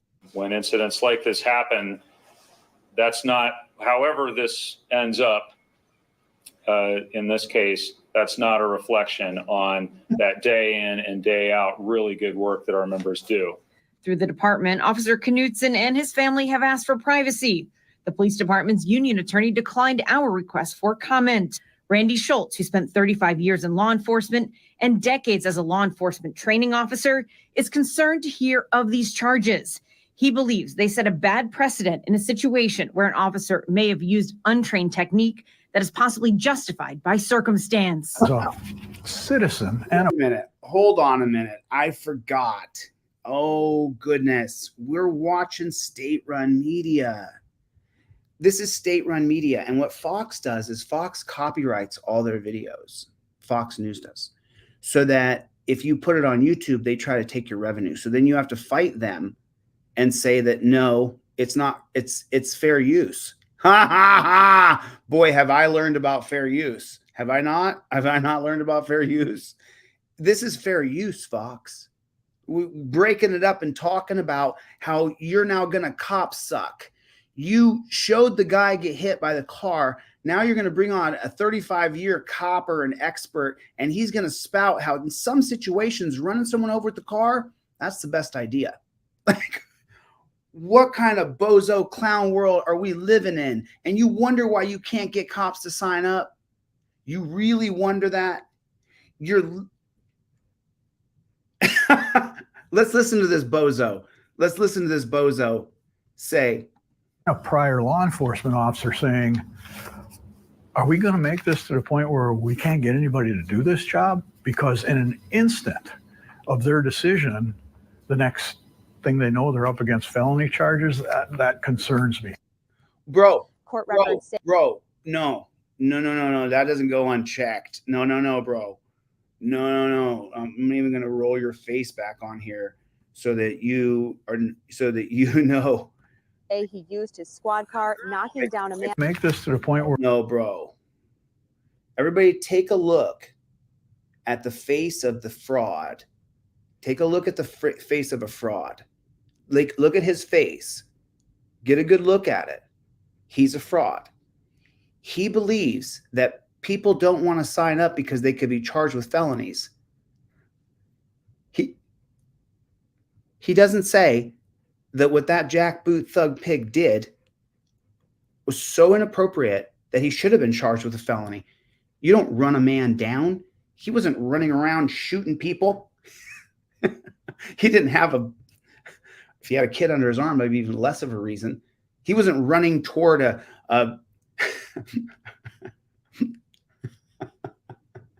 I don't want to show how twisted I am on the spot, but he wasn't running toward a merry-go-round with children on it that was covered in gasoline and he had a lighter. He was not doing that.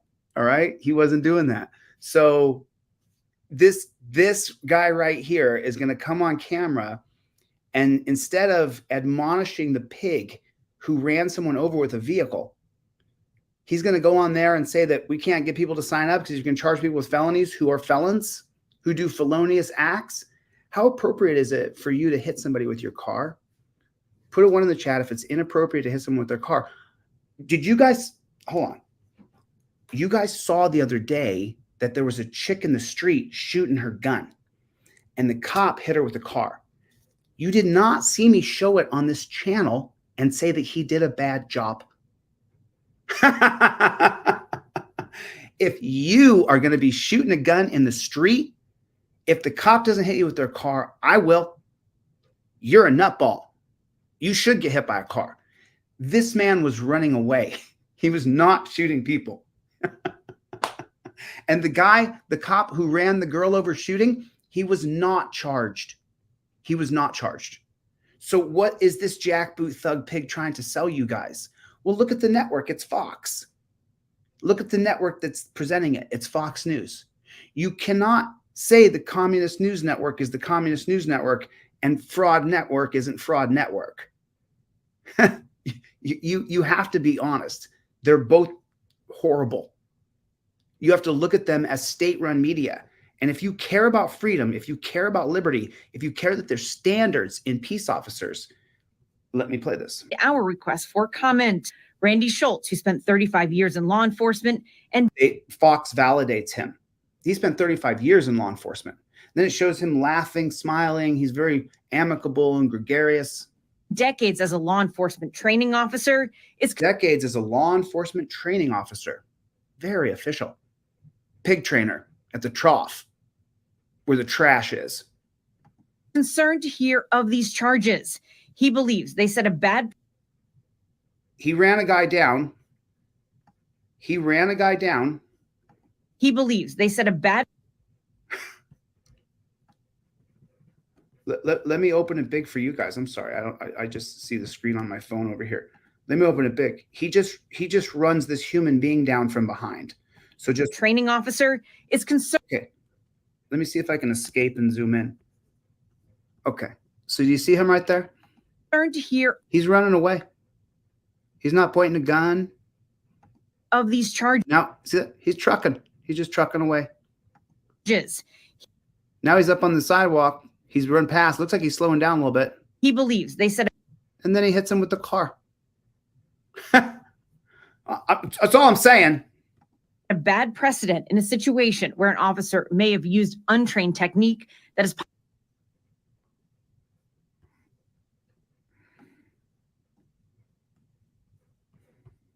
Bad precedent in a situation where an officer may have used. Then the guys on the ground on the left over here, he goes running up and shoves him on the ground again. Untrained technique. So, I mean, there should be just no standard of care. There should be the cops should not have any responsibility for your safety at all whatsoever. We should be barbarians. We should be barbarians. We should just kill criminals. We should just kill them. And if you break the law more than twice, you should get the death penalty. That's just you should just die. You shouldn't be on earth anymore if you commit a crime. If you run away from police because you don't want to go to the horrible dungeon, well, you should be run over. And the other cop is going to come on here. Okay, so I'm sorry, I stopped it. So you guys just saw that, right? You saw him hit him, and then you saw him, and you saw on the left here where he goes out on foot. An officer may have used. So there he runs full speed at him. On the left here, you see this? This is a close-up. The guy just got hit by a car. So he gets up on his feet, catches his breath, I imagine. Patient where an officer. And now he's sprinting. Sir may have used untrained technique that is possibly justified by circumstance. As a citizen and a prior law enforcement officer saying, are we going to make this to the point where we can't get anybody to do this job? Because are we going to make this? You missed something here. Brown County Board member. He's part of the board.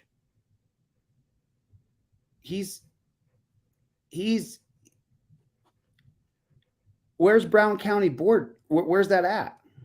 Where is he? What city state is he in? Brown County Board member. He's on the board that decides who's right and who's wrong, and if someone gets a settlement or payout or not. You got a former enforcer on that board who was an enforcer for 35 years who now justifies someone getting hit by a car. Where's Fox 11? Someone find out where this is. Let me know. This to the point where we can't get anybody to do this job, because in an instant of their decision, the next thing they know, they're up against felony charges. That concerns me. Court record. Wow. Yeah, police officer. Wow.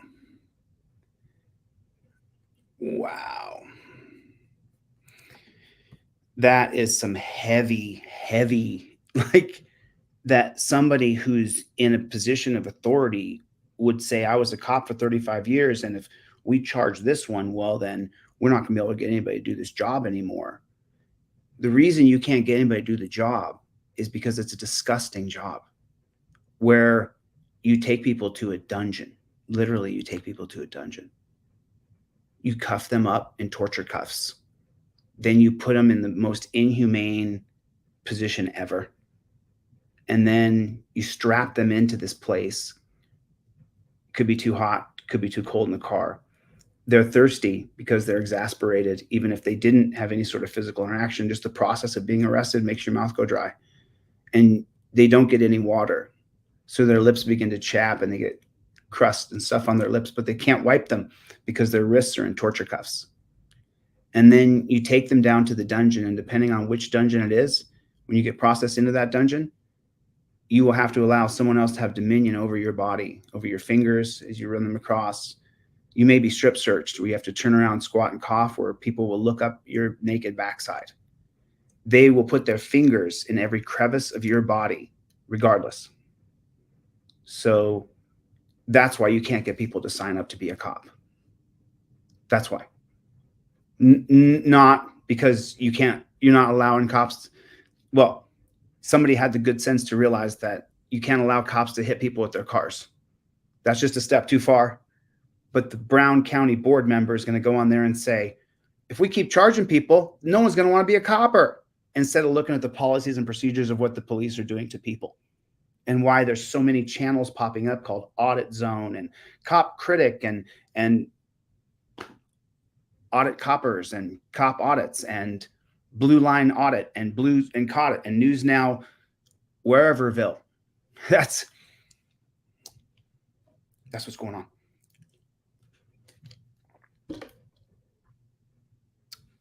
That's why you can't get any coppers.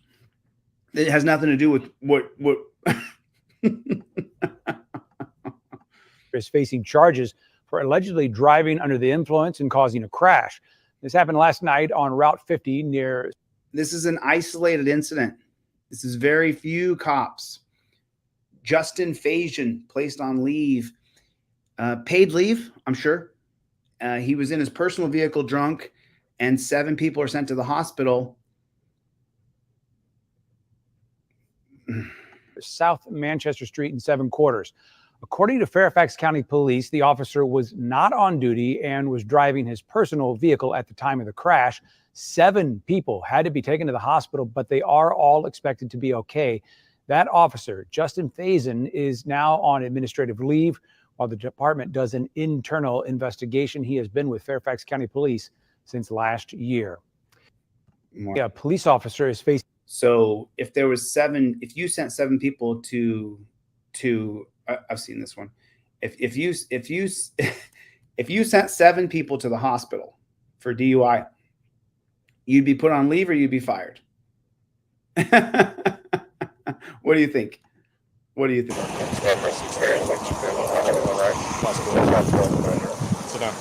Sit down. A tale as old as time. Police officers getting brainwashed by the misinformation their departments peddle in.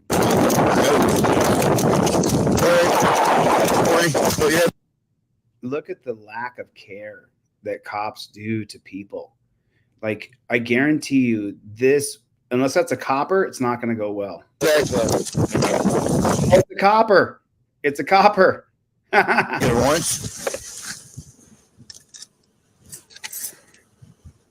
47. She's ODing.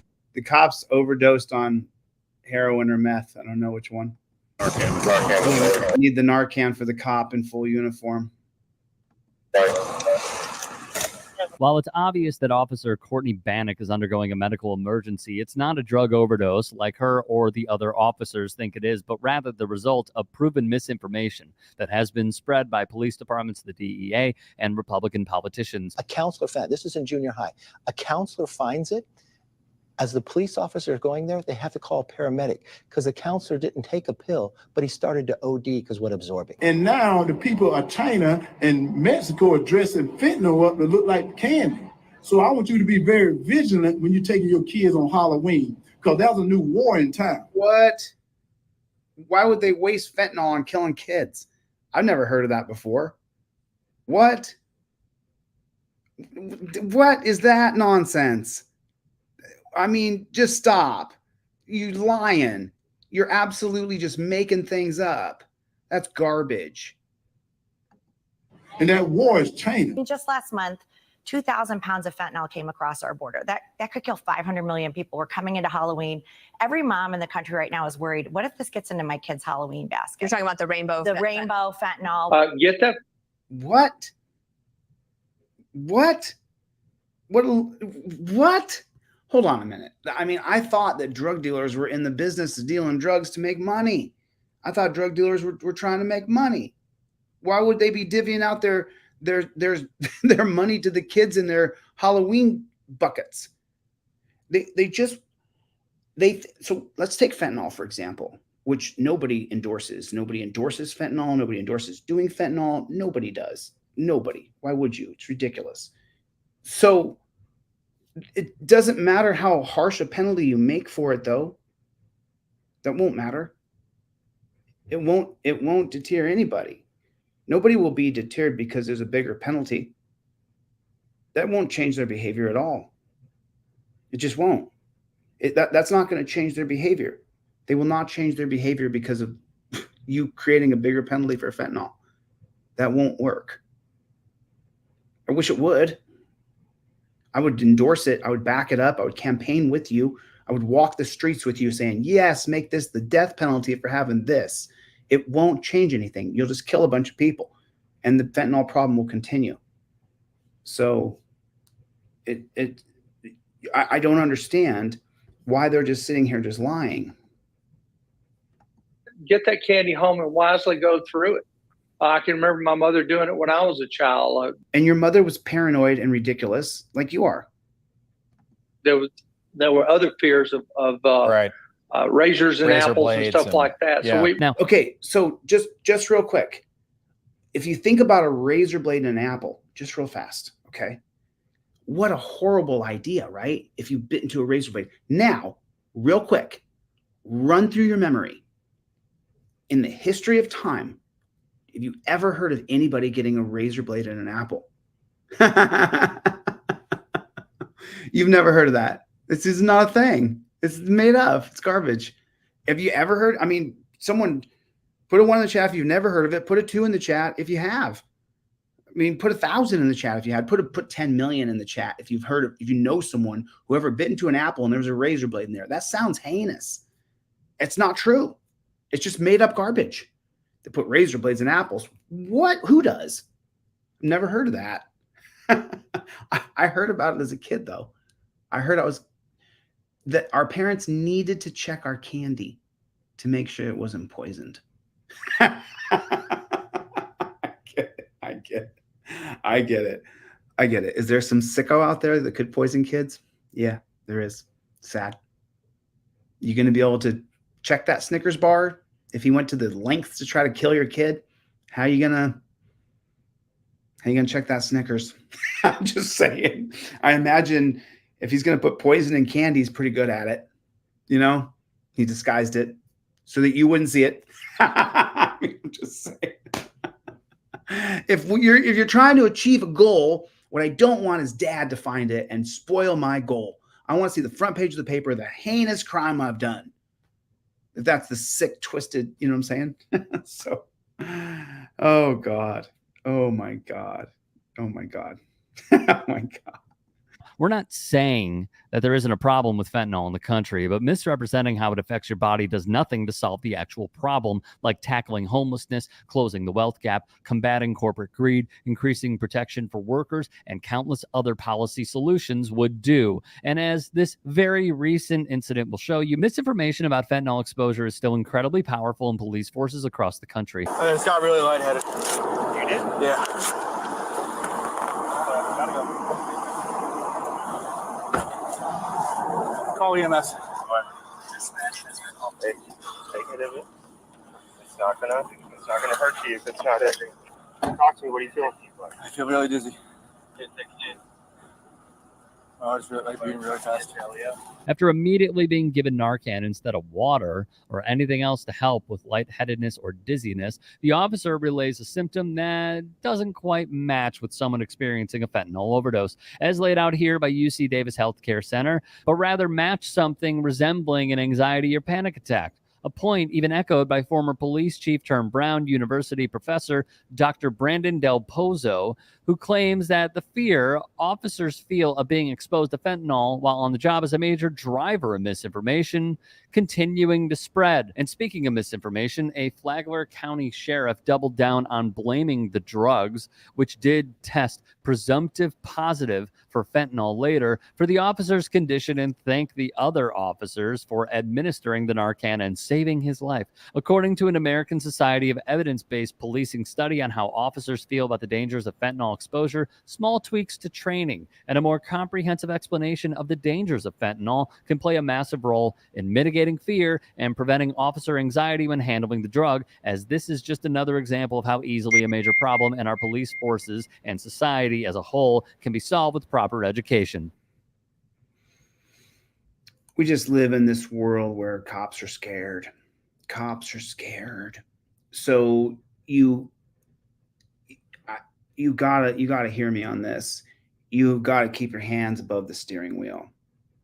I'm going to show you a story right now, another video of cops killing people. And, like, it's so important that you have your information in your trifold, in your visor. It's so important that you're filming and you see yourself on camera, and you see the copper, and that you can see your other hand on camera. I didn't just think about this yesterday. I've been working on this for a long time. Hands up. This one goes on the seat. This one goes on the windowsill. Your trifold's up here with your license, registration, proof of insurance. You're filming. So now we can see that your hand did not drop down. You didn't need to get anything out of there because all your stuff is up here. You never needed to reach down. You didn't need to do that. You have everything up here. And, you know, you can see the next video I'm about to show you, they kill her too. So do you understand? Like, I mean, there's a reason why I give it away for free if you don't have $9. There's a reason why, because you'll care about your phone enough to make sure you have your phone. So if you care about your life enough, you'll get the trifold up here with your license, registration, proof of insurance in it. And your hands will go up here. I'm going to show you another video where they kill her. So this is what I'm trying to say. And there's no point in asking the cop why he pulled you over. It says right on your trifold, I invoke my Fifth Amendment right to remain silent. Here's everything I got to give you by law. What do you need to talk about? Whether he thinks you were following too close, or whether he thinks you have to have a tail light when you only have to have a reflector. No matter what he thinks or what he says, it doesn't matter. You're set up. You got your trifold here. You slide it down, license, registration, proof of insurance in it. Give it to him. He says, you know why I pulled you over? You show the trifold. It says, I plead the Fifth. You say, I plead the Fifth Amendment. Why do you have to answer his question of why he pulled you over? Why does it matter to you? Why do you care? Who gives a shit? I need to survive this stop. I need to get through this stop. No matter what he's going to do, I need to get to where I'm going right now. There's people in the world who love me and care about me, and I love me and I care about me. I want to live through this. The touchdown position, you absolutely have got to learn it. 100%. You've got to learn this touchdown position. This is where your hands go. That's why I give you a nice big fat broccoli wad rubber band in the indestructible trifold, so you'll stick it on your visor. Why do you think I do that? Why do you think I put a rubber band in the envelope for you? Why do you think? It's not a joke. It's not a joke. It's real. Your hands have got to go up immediately when you got a jackboot thug pig behind you. Just me holding my hands up this long, explaining to you guys how to do it, my arms are tired. I don't care. This guy will shoot you. I'm going through a little discomfort right now, filming myself with my hand over here so that he can see that my hand never drops. My hand never goes below, the deck. There's no saying I was reaching. There's no saying he went for a gun, and it's on camera later. So hopefully if they don't shoot my phone, my loved ones will see on the video that I didn't reach for anything, that my hand was here, that I followed an exact protocol because I don't trust the cops, that I follow an exact, I can feel it building. Calm down. That I follow an exact protocol because you could die. I follow exactly how to do this. I do it exactly like this. This is how I do it. This is the way I do it exactly. Mom, you have nothing to worry about. I got my Fifth Amendment right on paper. I got my phone. I got my license, registration, proof of insurance in the visor. When the cop comes up, I give him everything.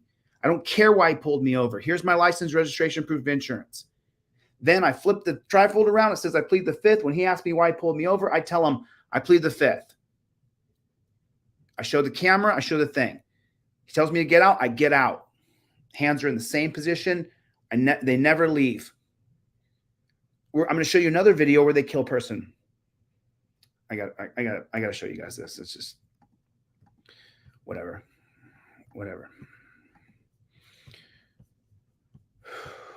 I can feel it coming when I feel it, just like fudge, just like so fudge. Like, you guys got to hear what I'm saying to you. You've got to get it. You've got to get it. You got to get your stuff in order so you don't die in a traffic stop from a cop. Sad. It's sad that this is our reality. What do you got there, man? What do you got there? What do you got there? Oh! Newly released body. Her hands weren't up in a touchdown position. Camera video shows a deadly shooting in Colorado after a woman allegedly pulled a gun at an officer who fatally shot her. I'm so sorry. I'm so sorry. I'm so sorry. It was just before 5 p.m. on July 25th when a Westminster, Colorado officer noticed an SUV parked in the road facing the wrong direction. Video shows him approach a forward-facing Jeep asking what's going on.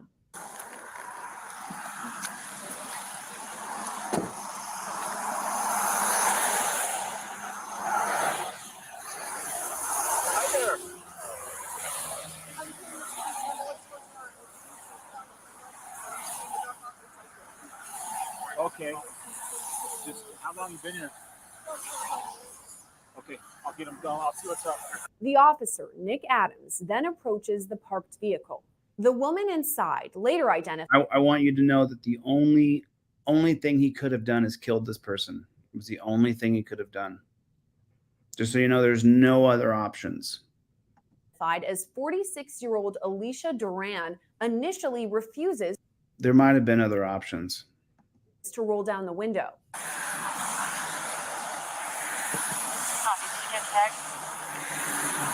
Eventually, Duran gives in and puts the window down, but refuses to answer the officer's questions. You're in the wrong lane. Are you okay? Are you okay, man? She's not. She's on one, or she's having a crisis, or she's having a crisis. She's on one for sure. She's not okay. What's going on? Tell me what's going on. Are you okay? Adams can be heard asking whether she's okay and calling in the situation on his radio. Can you tell me what's going on? Why are you in the wrong lane?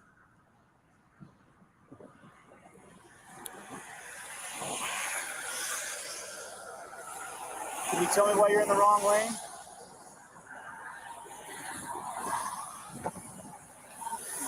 I don't know what I got here. I got a female that won't answer any questions. I think I'm in our turn lane to go into the shops if you want to start one of them.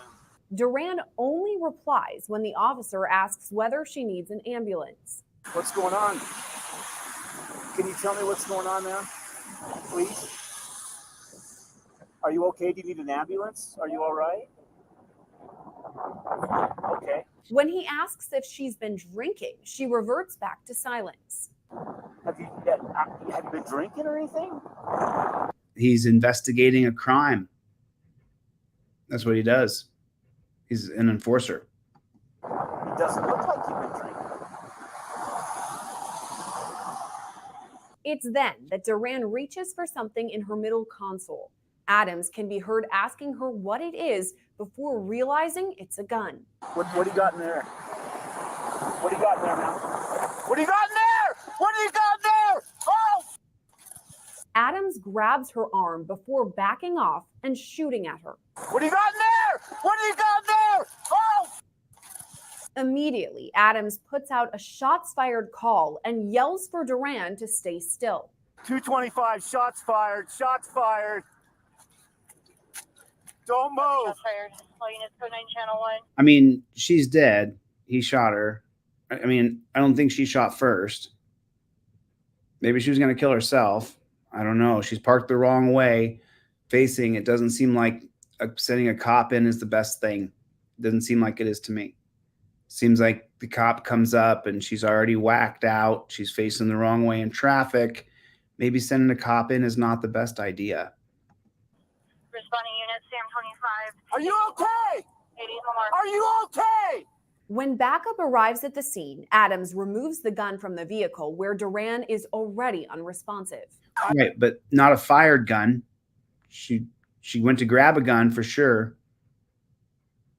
He could have laid on his belly and waited for her to get out if she's going to get out with the gun, or waited to see if she was going to shoot herself. Looks like she was suicidal to me. Looks like they just sent the right person, a cop. I've got the gun secured. No response from her. Yeah, you shot her in the head, dude. She's sitting up. When you shoot through the glass, you're going to shoot her in the head. People downrange. Looks like she's wearing her seatbelt, so she couldn't have ducked. Appear to be code 4. Let's get her out of the car. People downrange appear to be code 4, all clear, but he didn't walk down there to see where that bullet went. You get the gun, I'll get her out of the car. Yeah, I'm trying to do all that, man. Give me a minute. You grab the gun. I got her. Just get that out of here.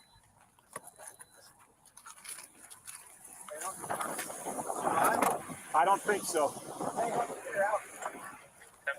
191, Sam, Robert Tom, 191, Sam, Robert Tom. We're going to need all of eastbound and DD. Stop. Eastbound, we're going to be Probably a fear. I got no pulse. All right, I'm securing this, man. We haven't Corvette en route as well. I'm securing this in my car. Adams then approaches the Jeep parked nearby, asking if everyone inside is okay. Are you all right? Copy, we have fire started. Now this cop's going to break down crying.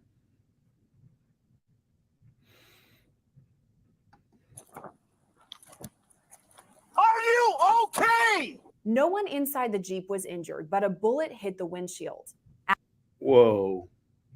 Whoa. Fist. The windshield shattered. You can see it.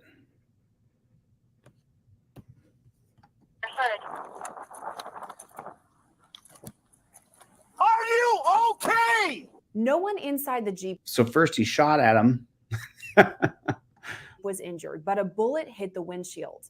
Adams can be heard apologizing to the people inside before breaking down. Ma'am, are you okay? I'm so sorry. I'm so sorry. I'm so sorry. I'm very glad we can get you to have Lamar for westbound and sure all the selfies.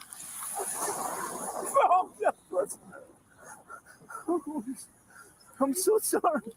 I'm so sorry. He continues on explaining what happened just moments before. She wouldn't talk to me. She had some like charm or something, and she wouldn't talk to me. I said, "Do you need an ambulance? What do you need?" And she reached into the center console, and I saw this gun. She reached for it, pointed it right at me. I was so worried I was going to shoot downrange at you. He's walking around with the gun in his hand. Oh my God. The person inside the vehicle then identifies themselves as Jess, and Adams introduces himself, again apologizing. What's your name? Jess. Okay. I've just look. So let me just encompass this real quick. Okay. Just let me put it in a circle. This cop shoots her because she goes for a gun. Okay. Let's just say.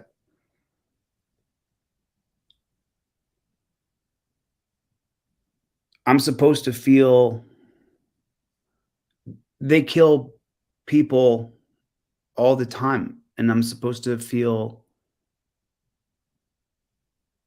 bad for him that he killed her.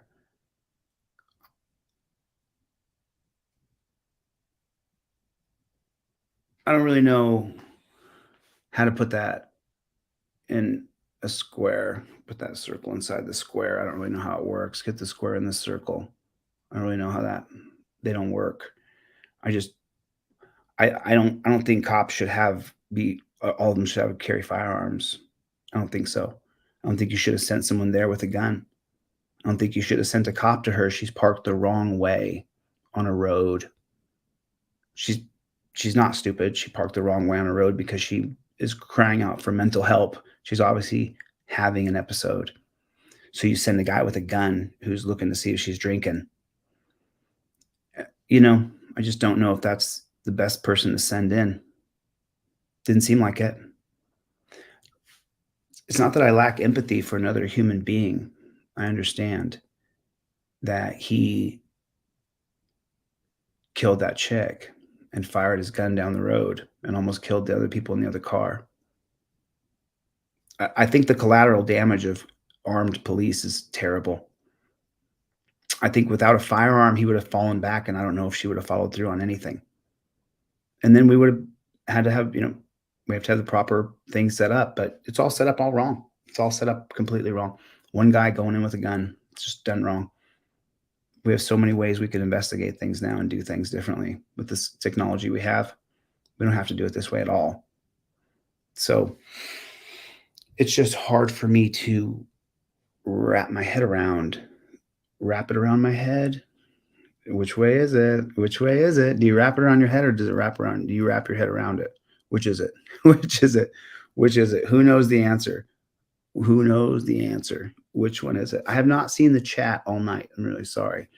Thank you everybody for coming. I've just been talking going down this navigating the tyrannical America that we live in. I want to show you guys this one more video, and then I gotta go, but I want to show you one more video.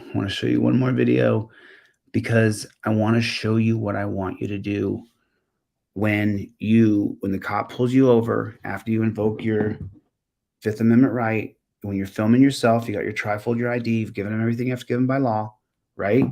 From right there, I want you to do exactly like you see here. Watch how they do it. I want to show you guys this.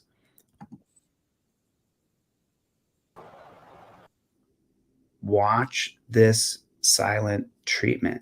When you get pulled over by the coppers, this is what I want you to do. I want you to give them the silent treatment. We had some people here that are concerned what you were doing. Who the hell do you think you are? Get away from my car. No, I don't need to. Get away from my car. I don't need to. Get away from my car. I don't need to. It's our car. I know.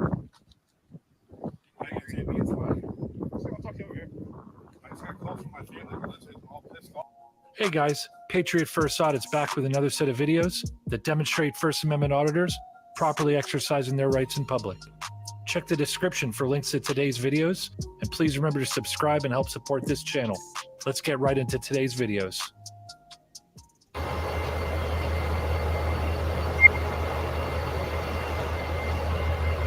He is upset.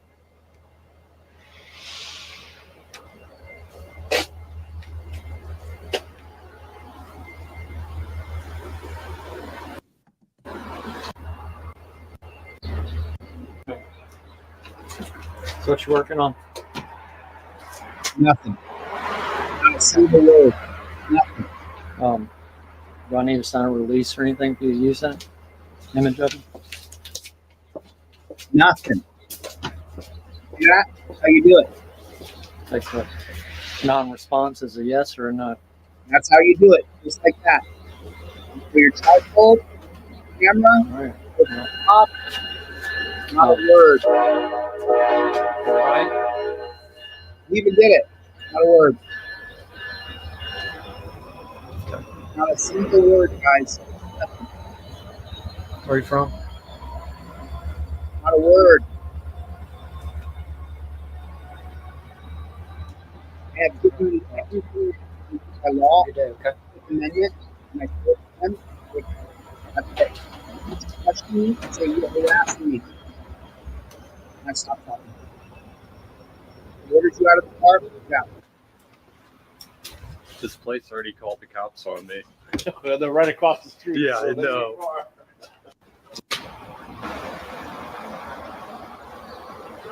I think he's trying to be hidden. See that? 43, everyone. It's freezing. Sir.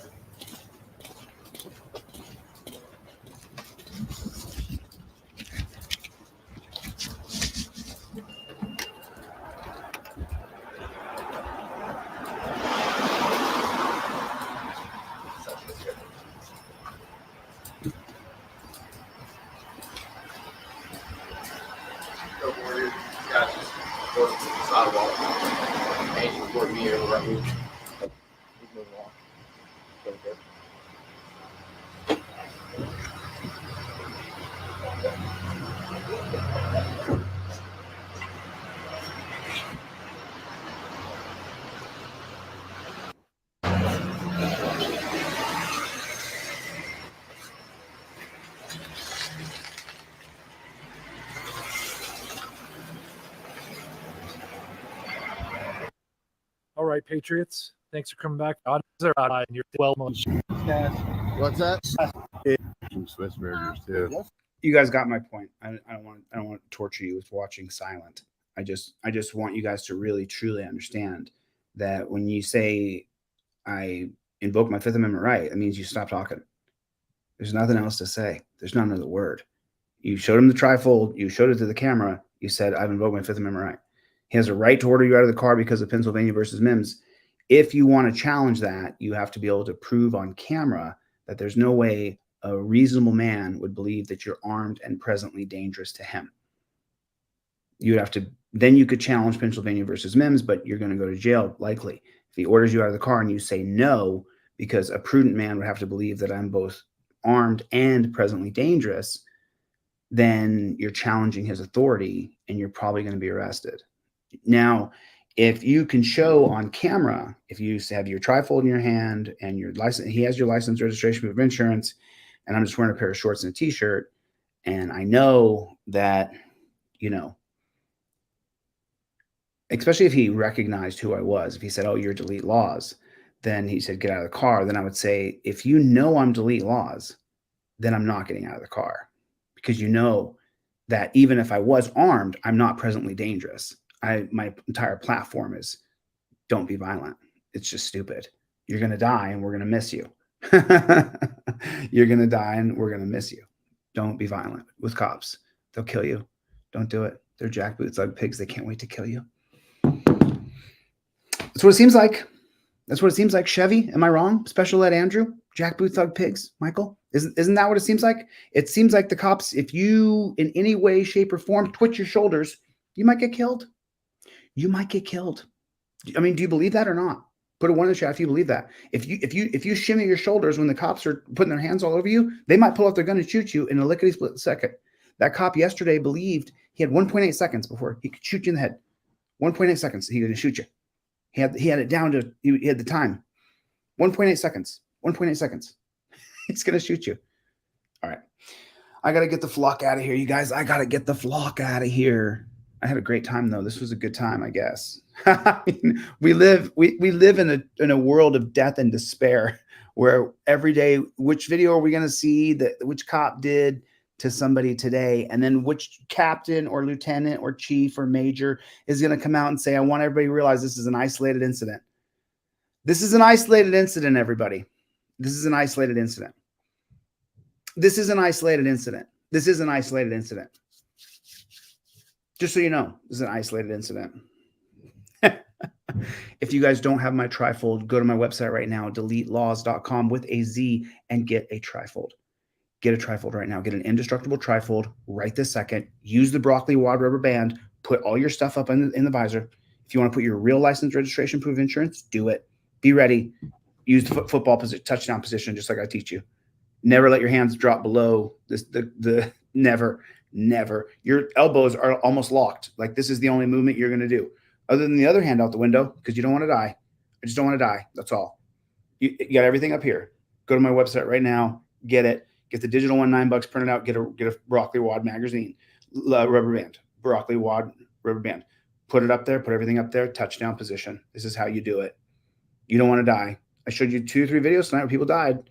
Their hands went below the steering wheel. Your hands went below. They died. Those people died. If you don't have the $9, I'll give it to you for free. What's up, Playboy? Get your rubber band. Make sure you got your phone running. You know, make sure you do it. Touchdown position. Follow me. This is how you do it. Touchdown. Oh, remember that video a while ago? What did they do? They just did that, and they were so cool. They were so cool. All right, I gotta get the flock out of here. Thanks for coming to my TED Talk. I love all of you. Thank you guys all. I saw memberships come through here. Marcy came through here. Floating Spirits. I saw so many of you guys come through here. Thank you guys so much for coming. Launchpad's in here. What's going on? Lenny, how are you? Good to see you. I just want to say hello to a few. Victor, what's going on? How are you? James, Greg, I'm sure it was here. Bruce, what's going on? Playboy, I know my regulars are here. Mikey's probably here. Todd's here. V Boyer, Chevy, DLZ Clips. Everybody, make sure you subscribe to DLZ Clips, backup channel. Jeff Higgs. Love you guys. Etherix Bliss. I got to get the flock out of here. I'll see you on the next one. Gloria. Love you guys. If I didn't mention your name, let me make sure I didn't mention someone's name. Jungle. What's going on, Jungle? What's going on, Susan? How are you? TKB. I love all y'all. I wish I could talk to each one of you guys. I wish I could return every one of your phone calls and every one of your texts. I love everybody because we're a team. We're a team. We have to be a team, or they'll lock us in the dungeon and nobody will help us. So there it is. Love you guys. See you on the next one. Later, Gators. Okie dokie.